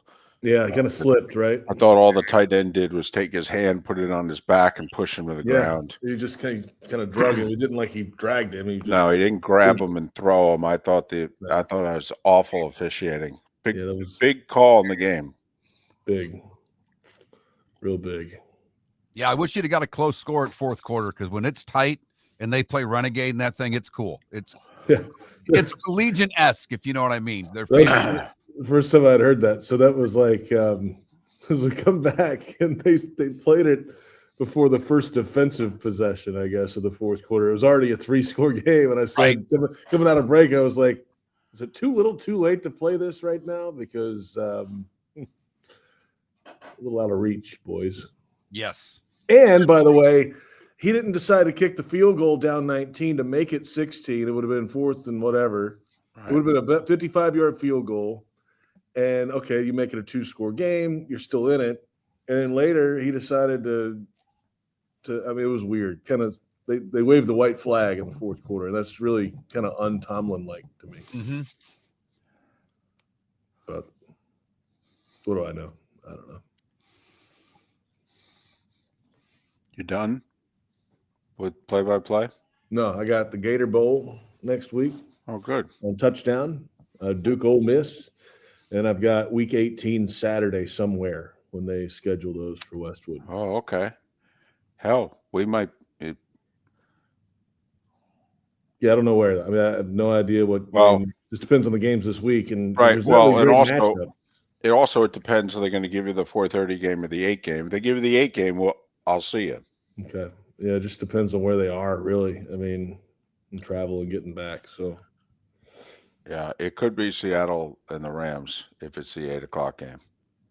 That would make sense. It's a big game. You'd have to take a red eye back. Yeah.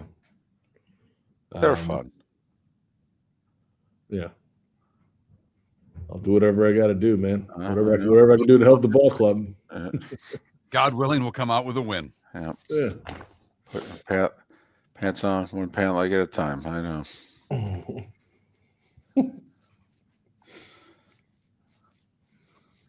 What's going on? What's the word, man? What's happening? I'm just going to enjoy another day and a half off. I don't have to travel till Sunday morning. It's awesome. Golly. Good for you. I'm worn out this time of year. What do we got this weekend? We got Lions Niners Monday night, and then we have to take Air Aikman to El Paso. Nice. Because the next day, 14 hours later, is the Sun Bowl. The Sun Bowl, the Tony the Tiger Bowl. Oh, God. Baby. I saw Butch. He was with Ian. Yeah, Thursday. Yeah. Yeah, and I said, "You going to the Sun Bowl?" He's like, No.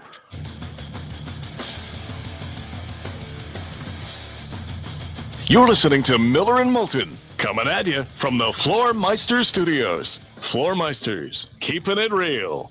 And now, here's Mark Miller and David Moulton. And we begin the Diamond District bonus hour on this Football Friday. Football Friday. with JP Shadrick. Football Friday. Look There you at go. you. Let's go. Look at you. Happy holidays. Fresh off calling the Steelers and the Chiefs for Westwood One Radio on Wednesday. So he was traveling yesterday when he normally joins us. And listen, I know you were working, but you were doing something that you love for a national audience. You do know I spent the whole third quarter driving around Greater Jacksonville listening to you, buddy. Wow, I appreciate that. That Yeah. means we were on the air, so that's positive. That's step one. Well, listen, this isn't Miller and Moulton, okay? You work for Westwood One.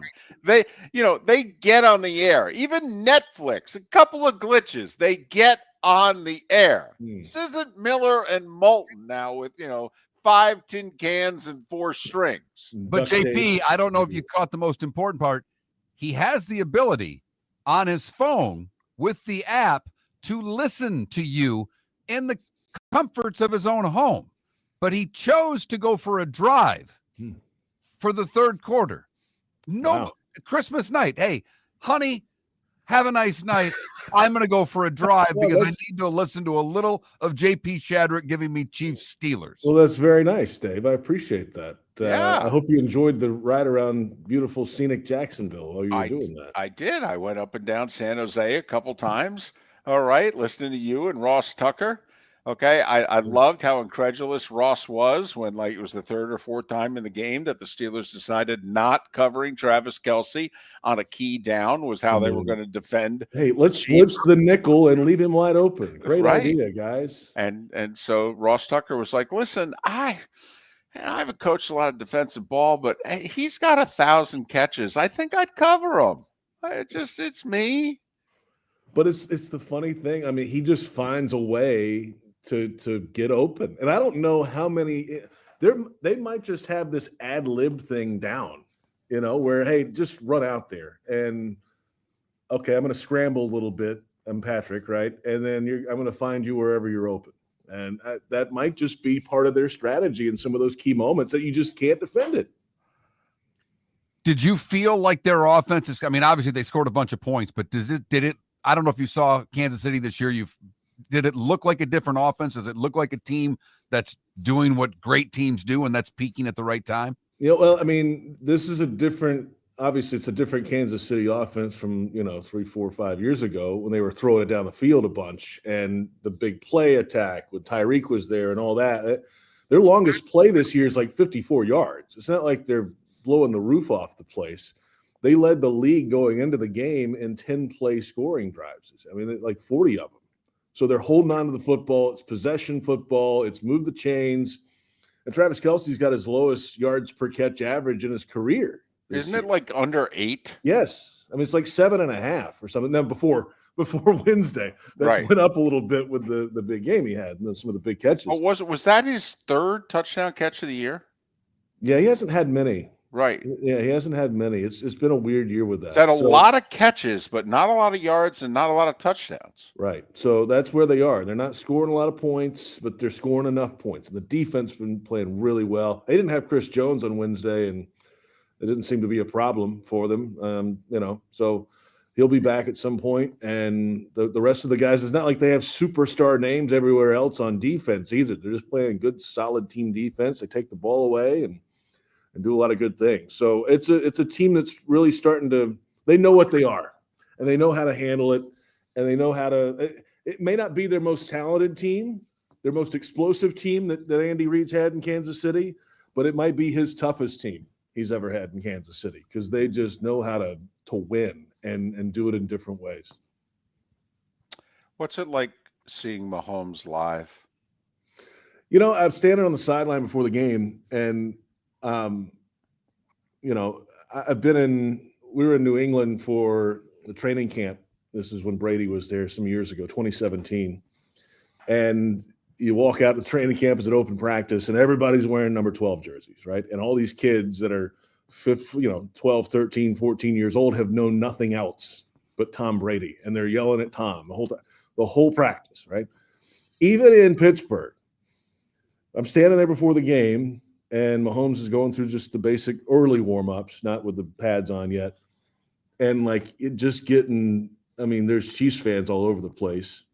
And he just kind of has this casual, like he knows what he's doing. There's no real pressure, but he's the focus of attention of everybody in that stadium when he walks through there. And he may not be the most physical presence, it's not like he's 6'6" or anything, but he's got an air about him in a positive way, and it just kind of stands out. And you can tell that, like, just the way they run their operation pregame, like everything's just a head nod. Kelsey's just start running routes, and then the rotation begins, and they just have everything down to a science. It's what every organization aspires to be. When you have the quarterback who knows what he's doing, has the drive to do it well, and can go execute it, then you got a real chance, and they certainly do in Kansas City. It's a sight to see.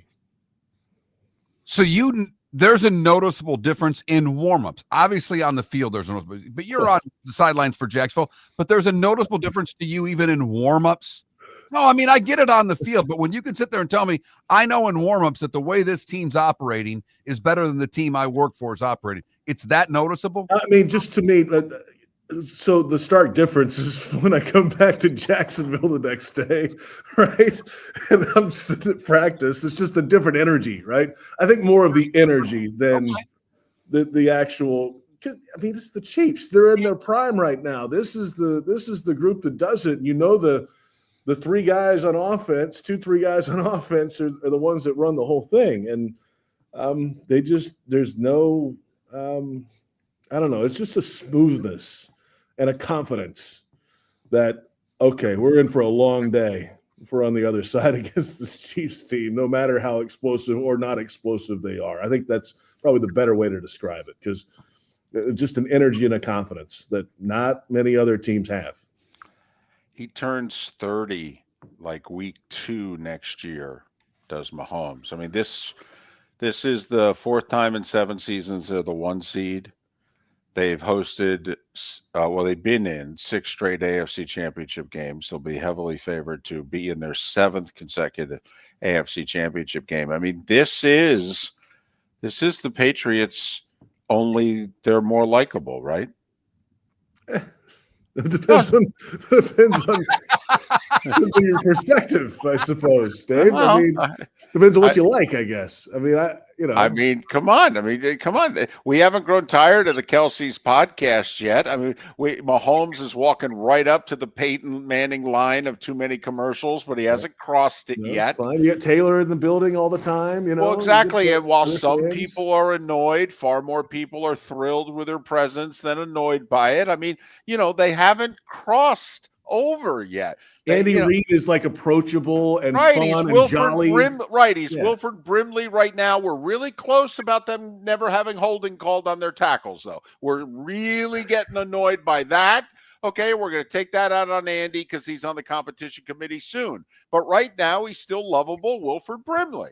I tell you what, would you ever think Bill Belichick would walk in the locker room dressed as Santa after a game? I don't think so. No. That kind of stuff's fun, right? And, I think everybody kind of roots for a guy like Andy Reid. All those years in Philly, just couldn't win the big one. That was the rub against him. Finally got a chance, and it's fun to hear him talk about the game. And, yeah, I guess they're likable. If I have to like somebody, sure, they're likable. But when you work for another NFL team, they're not that likable. No, I know. Especially when they're in your conference. Ooh. Plus, they're a few wins away from doing something that no one else has ever done. And I will say, if they win 3 in a row, they may cross the threshold and lose their likability. Yeah, that's strikes 2 and 3 right there for me. I mean, if they win 3 straight, because no team, there's been 8 or 9 teams that have repeated as Super Bowl champions. None of those teams have made the Super Bowl the next year. Think about that, right? I mean, the Packers had a 3-peat, but it was an NFL championship, and then the Super Bowl stuff started. So this is uncharted water almost if they can get to the next level. And they're going to have all this rest. They don't have to play guys next week. They're the number 1 seed. It's locked up. The 4-5 doesn't look as daunting as it did a month ago. No. So they're going to have a bye week guys rested this next week, so you're looking at 20 days off if you really want to do that. But they're experienced enough to be able to handle that kind of layoff too, I think. I guess we're obligated. Is Jacksonville plays at home this week, JP? They're playing football. Is Tennessee who's their biggest rival? Is it the Titans? Yeah, I think for the older crew around here, probably just because the way it happened in '99, where the Titans won three times against them. They were the only losses that year. 2 of the regular season in the AFC Championship game. So probably, yeah. I mean, but right now, I mean, it's Houston since I've been here, because Houston has been the big dog a lot of the times in the AFC South. Since I came back here in 2012, it was always J.J. Watt in the defense and Johnson at the wide receiver spot. And, they were really good.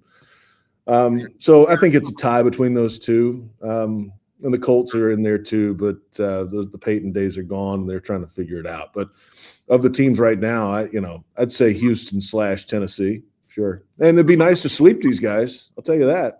You could end the season with back-to-back season sweeps with division rivals. That means you got to score points, though, and that hasn't happened a lot lately. Yeah, but it's funny. You know how fans are. Once fans write you off, they actually want you to lose out because they want the better draft positioning. Well, fans can fan. That's what it is. But inside the building here, they're still trying to win. Right. I don't know if they're good enough to win, but they're trying to win. No. People fighting for their jobs and their livelihood. We get it. Trust me, Miller and Moulton pound the table all the time. Players do not tank because it's on film, and they don't work if they tank. Yeah. So and organizations get fined and draft picks docked if they are known to be trying that. So that's not good. So they're doing what they can. I mean, but they're beat up right now. There's guys injured. The quarterback's out. The other quarterback's not playing well. They've got a new left tackle this week. Brian Thomas is one of the bright spots, right? So keep feeding him the football, and let's see how far he can go in the last 2 games, because he's over 1,000 already. JP Shadrick. NFL and college on Westwood One. You've got the Gator Bowl on Touchdown Radio Network next week, right? January 2nd. It's a night game, and then week 18 on Westwood One on a Saturday. Not sure where yet. Duke and Ole Miss in the Gator Bowl for JP Shadrick next week, and we'll try to talk to him next week as well here on Miller and Moulton. American Paint Supplies, for nearly 30 years, is your one-stop shop for all your coating needs. If you are a designer, a professional painter, or a weekend warrior, American Paint Supplies is the place where experts go to get expert solutions. At 6100 Shirley Street in Naples off of Pine Ridge, American Paint Supplies delivers the best solutions with the best products with the best support. Meet Gene and his team today at American Paint Supplies. Call 239-566-2700. That's 566-2700, or online at AmericanPaintSupplies.net. Gentlemen, as your wife mentioned getting new flooring, but you don't want to go through the hassle, well, go see the Floor Meisters in Naples next to Costco. They understand your time and money are important, so they'll make it as painless as possible. With a huge in-stock selection of carpet and Cortec, they can get you the floor your wife's been asking for. They carry wood, vinyl, carpet, and tile. If you do it yourself, no problem. They can handle that as well. So go see TJ at the Floor Meisters and tell them, just keeping it real.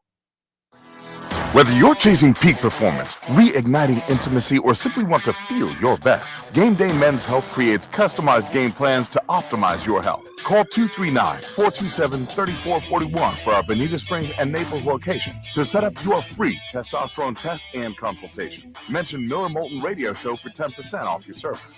Find your maximum self with Game Day Men's Health, Bonita Springs and Naples, Florida. Call 239-427-3441 today. Honey, you want to come out? I haven't seen you since Glass Doctor installed our custom shower enclosure. No thanks. Well, you can't keep eating breakfast in the shower, and laminating your magazines is getting expensive. You remember we have guests coming over tonight, right? Oh, I'm sure they'd love to see the shower. It's our neighbors, and I highly doubt they want to be hanging out in our bathroom. The shower's so good, you'll never want to leave. Visit glassdoctor.com today and schedule an appointment online. This is Miller and Moulton.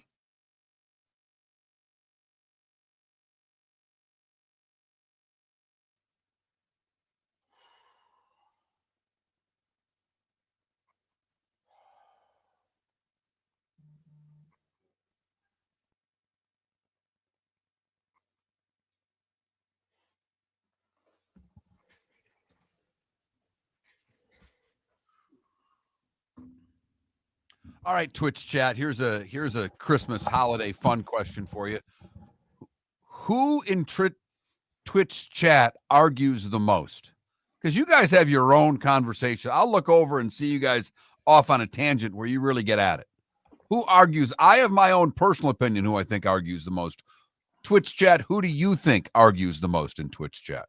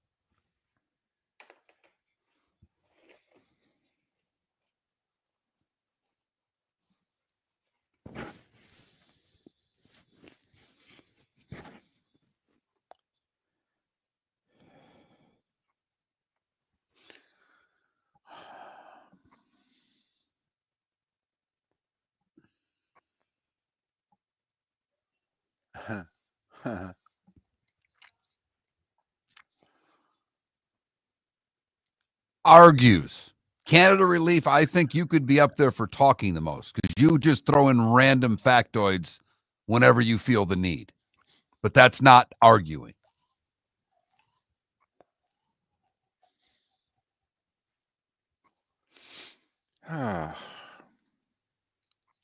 That's debatable, Realtor Clark.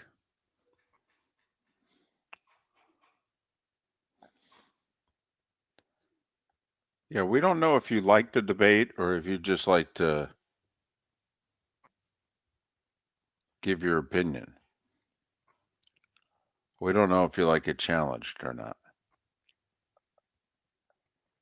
Yeah, stir the pot a little bit. And you're good at it, Clark.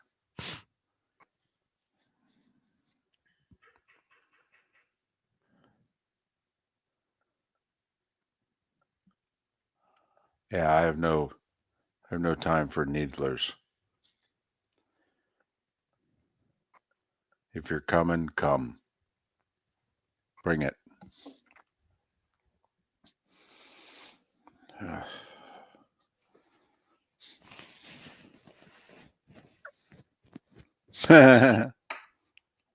Self-editing, huh, Deadstruck?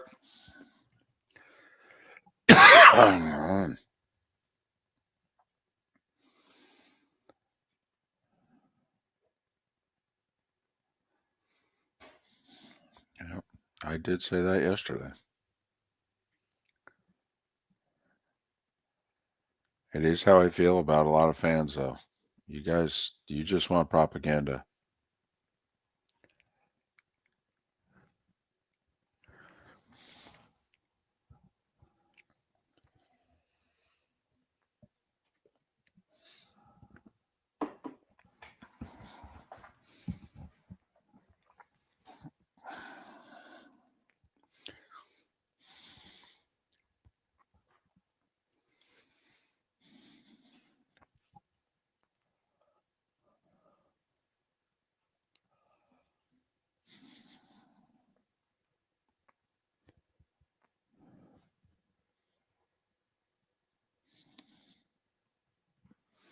Thank you, EP. Welcome to the bonus hour, brought to you by Jason and Todd at the Diamond District. And now, here's Mark Miller and David Moulton. It is the last Football Friday. Football Friday of 2024. Miller and Moulton, millerandmoulton.com, Miller_Moulton on X. So we'll have two shows left in 2024. It'll be Mark and Seth Everett on New Year's Eve once again. I'll be in El Paso working. I got the Sun Bowl. Actually, while they're doing the show, I'll still be traveling. In fact, you guys will be done, and I'll still be in the air somewhere over the middle of Texas, not yet having arrived in El Paso. In fact, come to think of it, I think I'm leaving Dallas right when you guys are finishing up. Oh, so you'll be sleeping in an airport? I mean, I know you got the benefit of traveling on Air Aikman. Right, yeah. So then what do you Uber? I mean, because he doesn't land at the main airport. He's probably off at a... Well, I think they have the private wing at Love Field. Okay. Which was the airport that, that infamous November day in '63 that the president and vice president landed in and out of. So, which is the smaller of the two airports in Dallas, much. And so, then we'll take a Uber over to Bill and Ed are going to try to, those are Joe Buck spotters. One does stats, one is spotting work, which is pointing out the players, who's got the ball, who touched the ball, etc. They have a bowl game in Houston mid-afternoon. So that's why they're taking Air Aikman to Dallas. They're then going to sleep like 2 hours and jump on a plane. And they're actually checking into a hotel room and sleeping 2 hours and getting back up and going to the airport. I'm not. I'm just going to go to the airport, plop in front of the gate, and fall asleep, hopefully. Yeah. And set my alarm, because I will say there was a flight a couple of years ago where I did that and nobody woke me up, including the people at the gate. I mean, like of the airline. And I almost missed the flight. Yeah, all right. I get it. I don't think it's anybody's obligation to wake someone up. No, I understand, but I'm like 15 feet from where it is you walk onto the plane. I mean, and I'm surprised that someone working for the airline wouldn't go, "Hey, buddy, are you on this flight?" So that's all. I mean, but I woke up just in time and boarded as a zombie and then went back to sleep. So, and that's what I'll do in Dallas. I'll probably have a couple hours sleep at the airport, and I'll board the plane to El Paso like a zombie. And that's a 2-hour nap. Boom, out. How much time do you have from when you get into El Paso to when kickoff is? 2.5 hours. Isn't bad, though. I'll grab the rental car. It'll take me about 45 minutes to get to the hotel. And biggest problem is they probably won't let me check in. And so I'll have to store my stuff. And then getting to the game is problematic. The line is pretty long and it's up a hill. I've had to walk a half mile uphill before to get into the Sun Bowl before kickoff. And it's sounds like one of those stories. I had to go to school uphill both ways in the snow. No. And this is just enough altitude. Okay. True story. All right. Not doing this to dump on El Paso, because I actually find El Paso charming. Unfortunately, there's not enough to it so that every year for me feels like Groundhog Day at this point, because it's like my 15th Sun Bowl. But directly, I-10 is the highway that goes through El Paso. That's the highway that starts in Jacksonville and ends up in Los Angeles. Okay. Well, in El Paso, that's literally the one side of the highway you get off, and you get off in El Paso and you go downtown, or you go to the stadium or the college, UTEP, or what have you. And then you got a 3-lane highway on one side and a divider, and a 3-lane highway on the other side. Well, on the other side, there's then a fence. On the other side of the fence is Mexico. I mean, this highway is as close to another country as I've ever seen another highway running parallel to it. And one year we get dropped off near, and we're on top of a hill, is where the parking lot where we are for the Sun Bowl. Okay.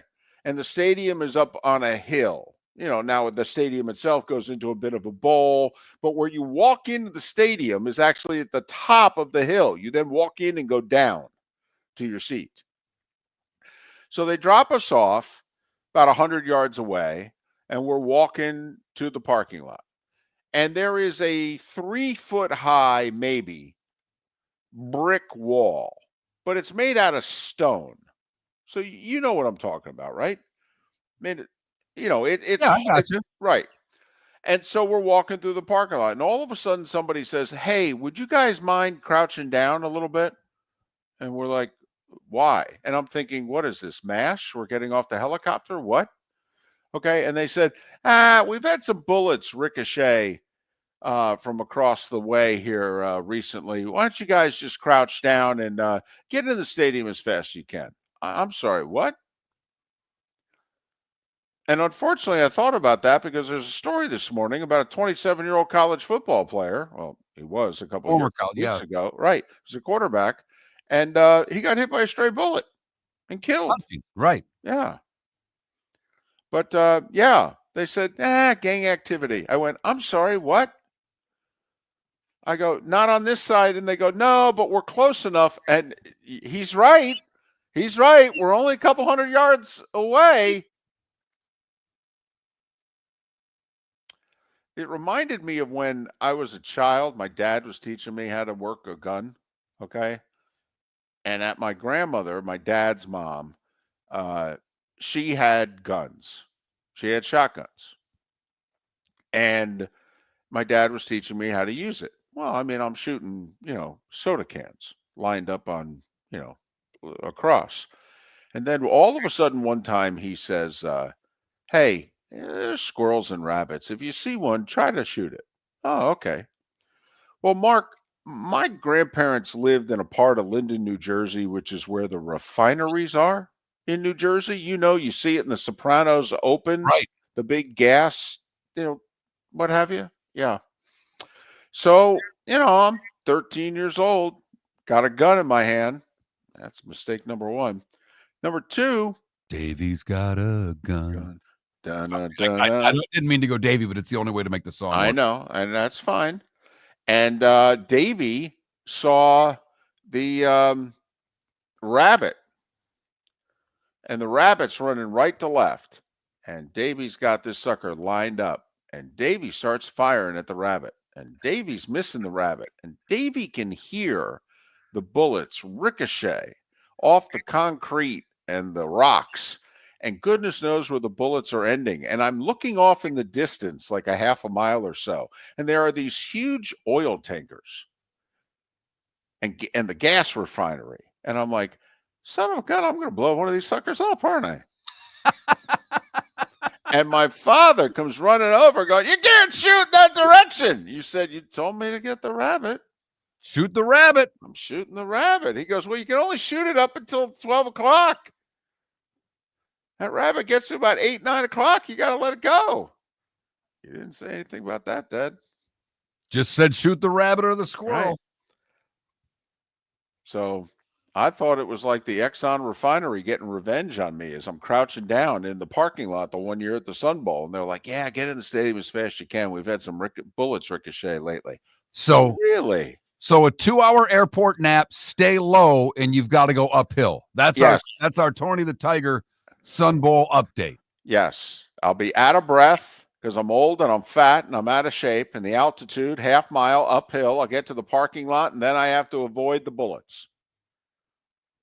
In fairness, that was a few years ago. Okay. This segment brought to you by the El Paso Chamber of Commerce. Right. Visit El Paso. Yes. Or go across the border if you want some real live action to Juarez. Miller and Moulton. I'll stay in the cozy confines of the 239 and deliver you the good, the bad, and the ugly. Today was a day one, and what's on tap? It's all next.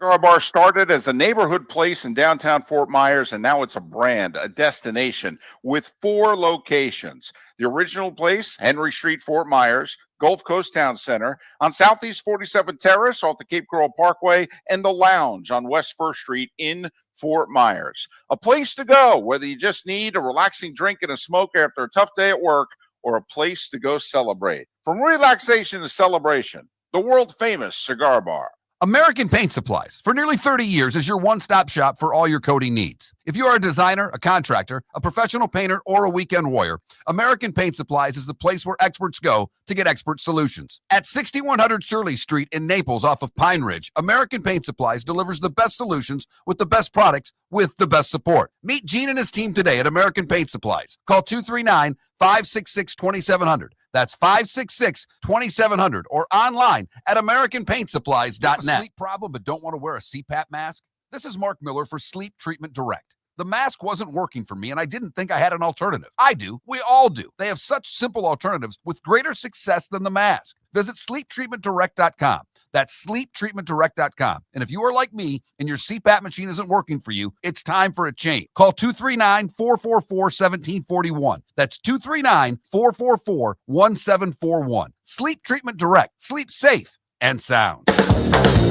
Visit Jason and Todd at the Diamond District. Jason and Todd with the Diamond District are closing out the year by making room for fresh collections with a diamond clearance sale. Take advantage of incredible savings. Diamond stud earrings and diamond bracelets 23% off. Exotic gemstone jewelry up to 40% off. And all estate jewelry up to 60% off. Jason and Todd look forward to shaking your hand and welcoming you to our Diamond District family. At the Diamond District. This is Miller and Moulton.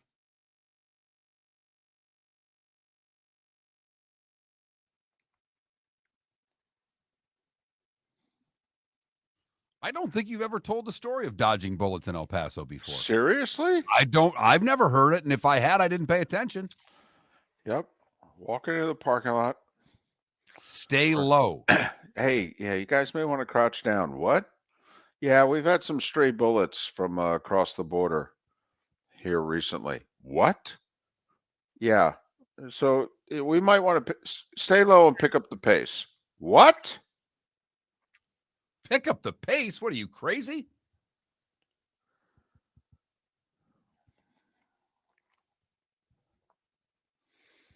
I will say they built a beautiful new hotel downtown. It does change the whole experience. I bet. Yeah, because it was Groundhog Day. It was the same crappy hotel. You know what always bothers me? And I've been there with like 2 hours before the game, and I've been there 2 days before the game. They never line up UTEP basketball with the Sun Bowl game. I've always wanted to see a game at UTEP in and around the Sun Bowl, and they're never home and playing.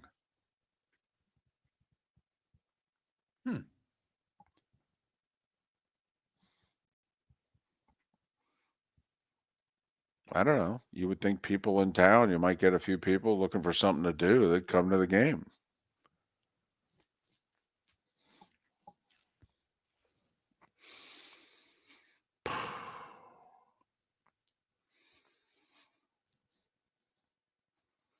I will say it's beautiful up by the stadium because you see the mountains nearby and also off in the distance, and you got some beautiful homes that you can see, and you know, and you're headed towards, downtown's behind you, so to speak, to the east, and you're like 15 minutes from New Mexico along I-10.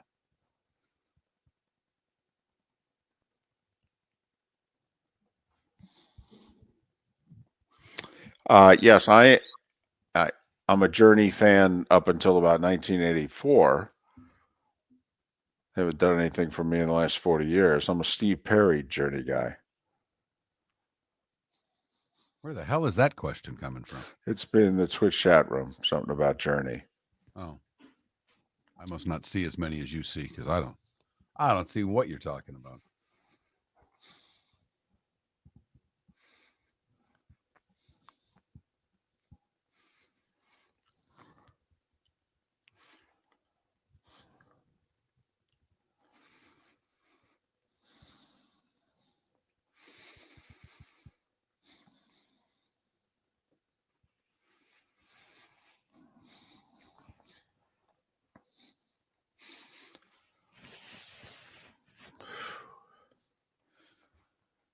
Oh, boy.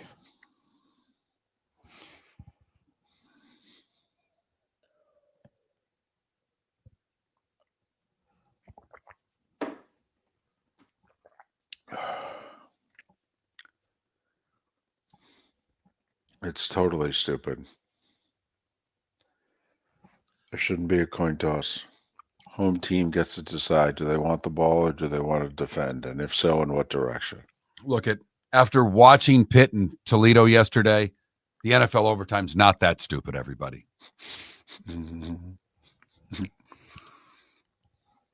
And I mean, my mother-in-law is not a football aficionado, but she knows the game and she knows the rules, if you will. She's followed it enough over the years. And she's sitting there going, now what are they doing? How does this work? What's going on? I've never seen this before. 2-point conversions. Yep.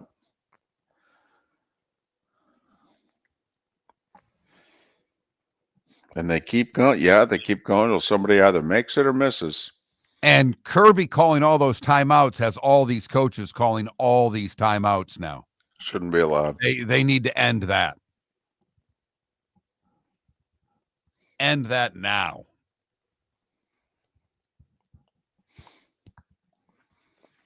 Because you get one timeout per overtime, right? Correct. So you can do it every overtime. Yeah, I think you should get one period.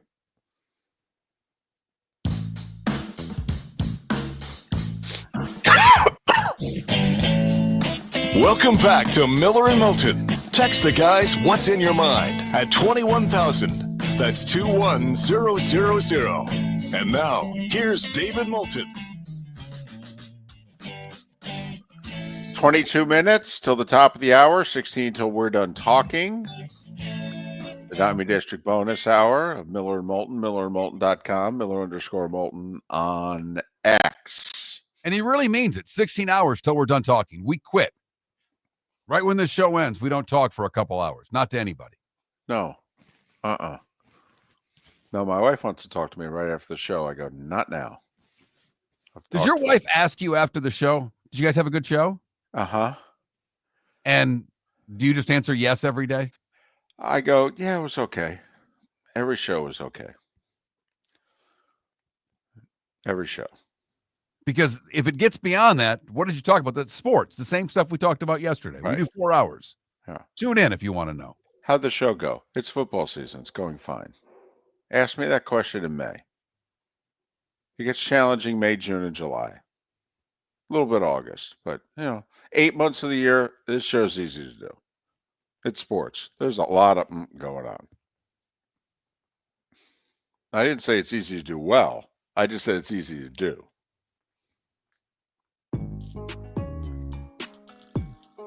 It's that time again, nearing the end, but not quite there yet. Here's Mark Miller with Today Was the Day When. Today was the day when, brought to you by the folks at Game Day Men's Health. Go to GameDayMen'sHealth.com. Mention Miller and Moulton. You can get 10% off their services. We start today in 1932. At the height of the Great Depression, thousands turn out for the opening of Radio City Music Hall. Since its opening in 1932, more than 300 million people have gone to Radio City to enjoy movies, stage shows, concerts, and special events. How many times have you been to Radio City Music Hall, David? Oh, a dozen. Yeah. You ever seen a concert there? Uh-huh. Oh, yeah. And Who? saw the Rockettes a few times. Let's see. Who did I see there? I saw...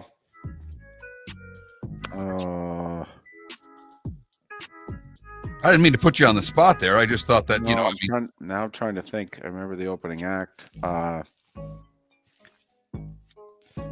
get back to you. Yeah. Yes, do that. I saw a female singer there. I know that. I'll figure it out. 1953. This is just for Paul in our Twitch chat room. The Lions beat the Browns 17-16 to retain the title. Wow. 1964. The Browns shut out the Baltimore Colts 27-0. It would be the last championship win by a Major League Pro Sports team from Cleveland until the 2016 Cavs. The first ever Fiesta Bowl was today in 1971. Arizona State beat Florida State 45-38. 1981, Gretzky becomes the fastest NHLer to get a 100-point season. He did it in his 38th game with a 4-goal, 1-assist performance, pounding the Kings 10-3. 38 games, 100 points. Ridiculous. Steve Largent sets the all-time record for career catches today in 1987. Had that record for quite a while, didn't he? Yeah. The movie Chicago was released today in 2002. Bill Self and Mark Few are both 62 years old today. Carson Palmer's 45, Rick Porcello 36, and Brock Purdy turned 25 years old. What did I miss, David? I don't think you missed much, to be honest with you. I mean, you know, I have to do my one death, right? I'm I left it for contractually you. obligated. Yeah. Benazir Bhutto was assassinated today. Left that one for you. And Pakistan in 2007. Which, of course, makes you and I think of the Charlie Wilson's War, the reference to, Yes. you know, All I Benazir think, Bhutto. the only reason I almost put it in. No, I thank you. Thank you. Time to see life a little bit differently. Here's Mark Miller with the good, the bad, and the ugly. What you got, Mark? We go to Arizona for the good, where Zaylin Berry is a skateboarder. He's 8 years old. And he saw some kids picking on a feral kitten. He wanted to stop them, but realized against that many kids, he didn't stand much of a chance. So the 8-year-old used diplomacy, trading his skateboard away for a promise that if they would leave the animal alone. They did. He adopted the cat, and now the cat is his best friend. They've called the cat Peaches.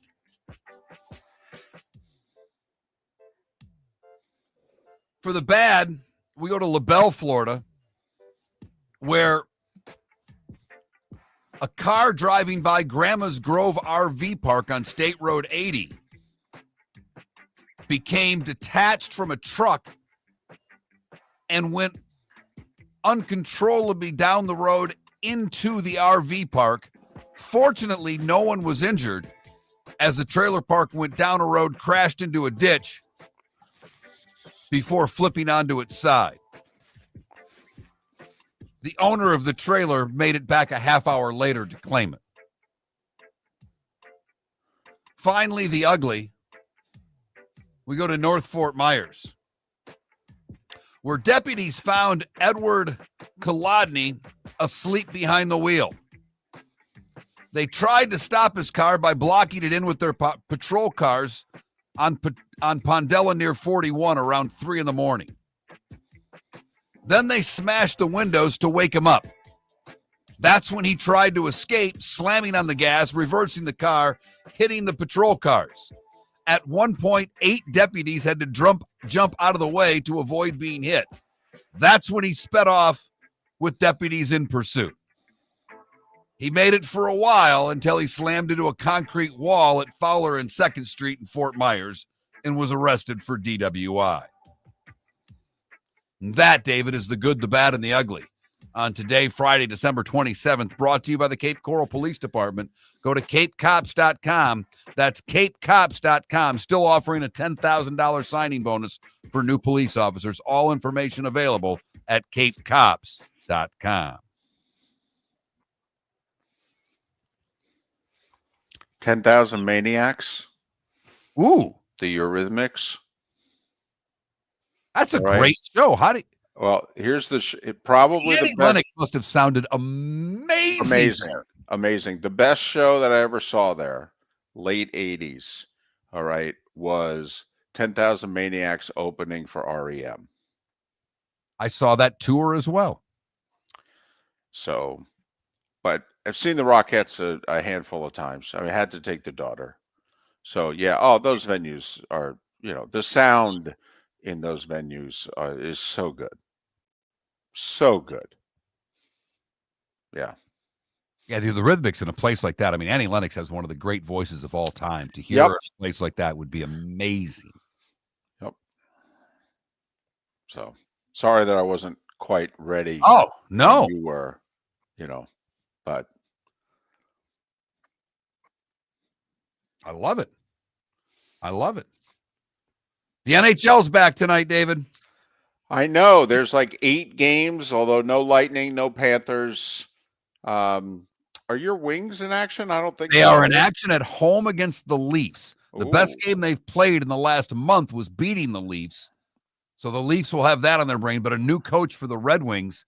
Red Wings at like plus 135 in that one. Ooh, we should probably bet the Wings tonight. New coach. Come on. Every NHL team wins with a new coach. First game.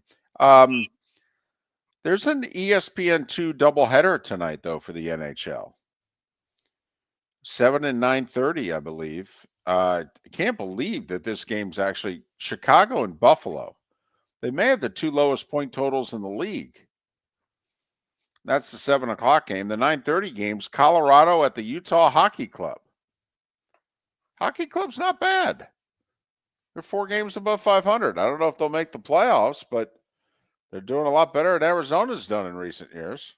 In an ideal world, they'll play right until April and miss the playoffs, if you know what I mean. Totally. For the fan base. Keep them interested, but give them something to build on, but don't set their expectations too high. I mean, Vegas has set the expectations so high for their fan base in the first 2 years that they'll never be able to get to where they need to go without winning a cup. And he doesn't mean Vegas as in the odds makers. He means as in the hockey team Vegas, which is the greatest expansion franchise in the history of North American sports. It's just remarkable what they've done. I mean, they've made 2 Stanley Cup finals and won 1 in their first 5-6 years. It's ridiculous. Orlando hosted the Knicks tonight after Orlando had that very disappointing defeat at home to the Heat last night. Yeah, the Heat, little revenge after Orlando making the big comeback in the fourth quarter. Last night, the Heat made the big comeback in the fourth quarter. So my son-in-law is a Sacramento Kings fan, but he's a bit of a fair weather fan.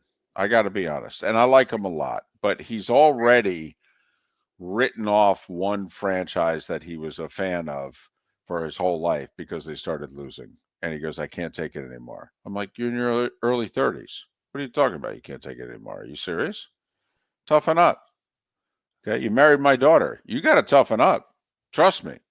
This is the She'll least. run all over you. She's an only child, for crying out loud. Right. I mean, the Sacramento Kings are the least of your concerns. I know who you're married to. Okay. But tell you what, though, he's got Wemby fever. And he said, he goes, I'm shaky with my Sacramento Kings right now. I can't handle much more. He said, but if I go to the dark side, I'm going Spurs. He goes, because I'm all in on Wemby. And he's in Brooklyn tonight after 42 and 18 the other night at Madison Square. Yeah, don't tell me players don't get up to play in that building. They all do. There. Absolutely. It's the mecca of basketball. Yep, they all love playing there. Just great shot lines also. They just all, they just all like it. They like the sound. They like they like everything about it. They like the dark. It's dark behind the basket, even though you got fans going far back, the dark. They just love shooting at the Garden. We got 5 bowl games today, and it starts at noon on ESPN. Oklahoma Navy, Georgia Vandy, Texas Tech Arkansas. That's all the ESPN. Boom, boom, boom. 3:37. 8 o'clock on Fox. Little Syracuse Washington State action. The Holiday Bowl. Come on, we've all watched the Holiday Bowl. Love the Holiday Bowl was always the most fun bowl, right? It was like December 29th. We hadn't had many bowls yet. We had like the Astro Blue Bonnet Bowl, which was right around Christmas. Okay, or it was right around the Holiday Bowl, I thought. And then we had, like you mentioned yesterday, you had the blue-gray game on Christmas. Okay. And then there were a couple of bowl games between Christmas and New Year's. You know, you had the Independence Bowl in Memphis, right? You know, the Astro Blue Bonnet Bowl was in the Astrodome. One of the Texas schools always had to be involved in that. Then you had the Holiday Bowl. Holiday Bowl was fun.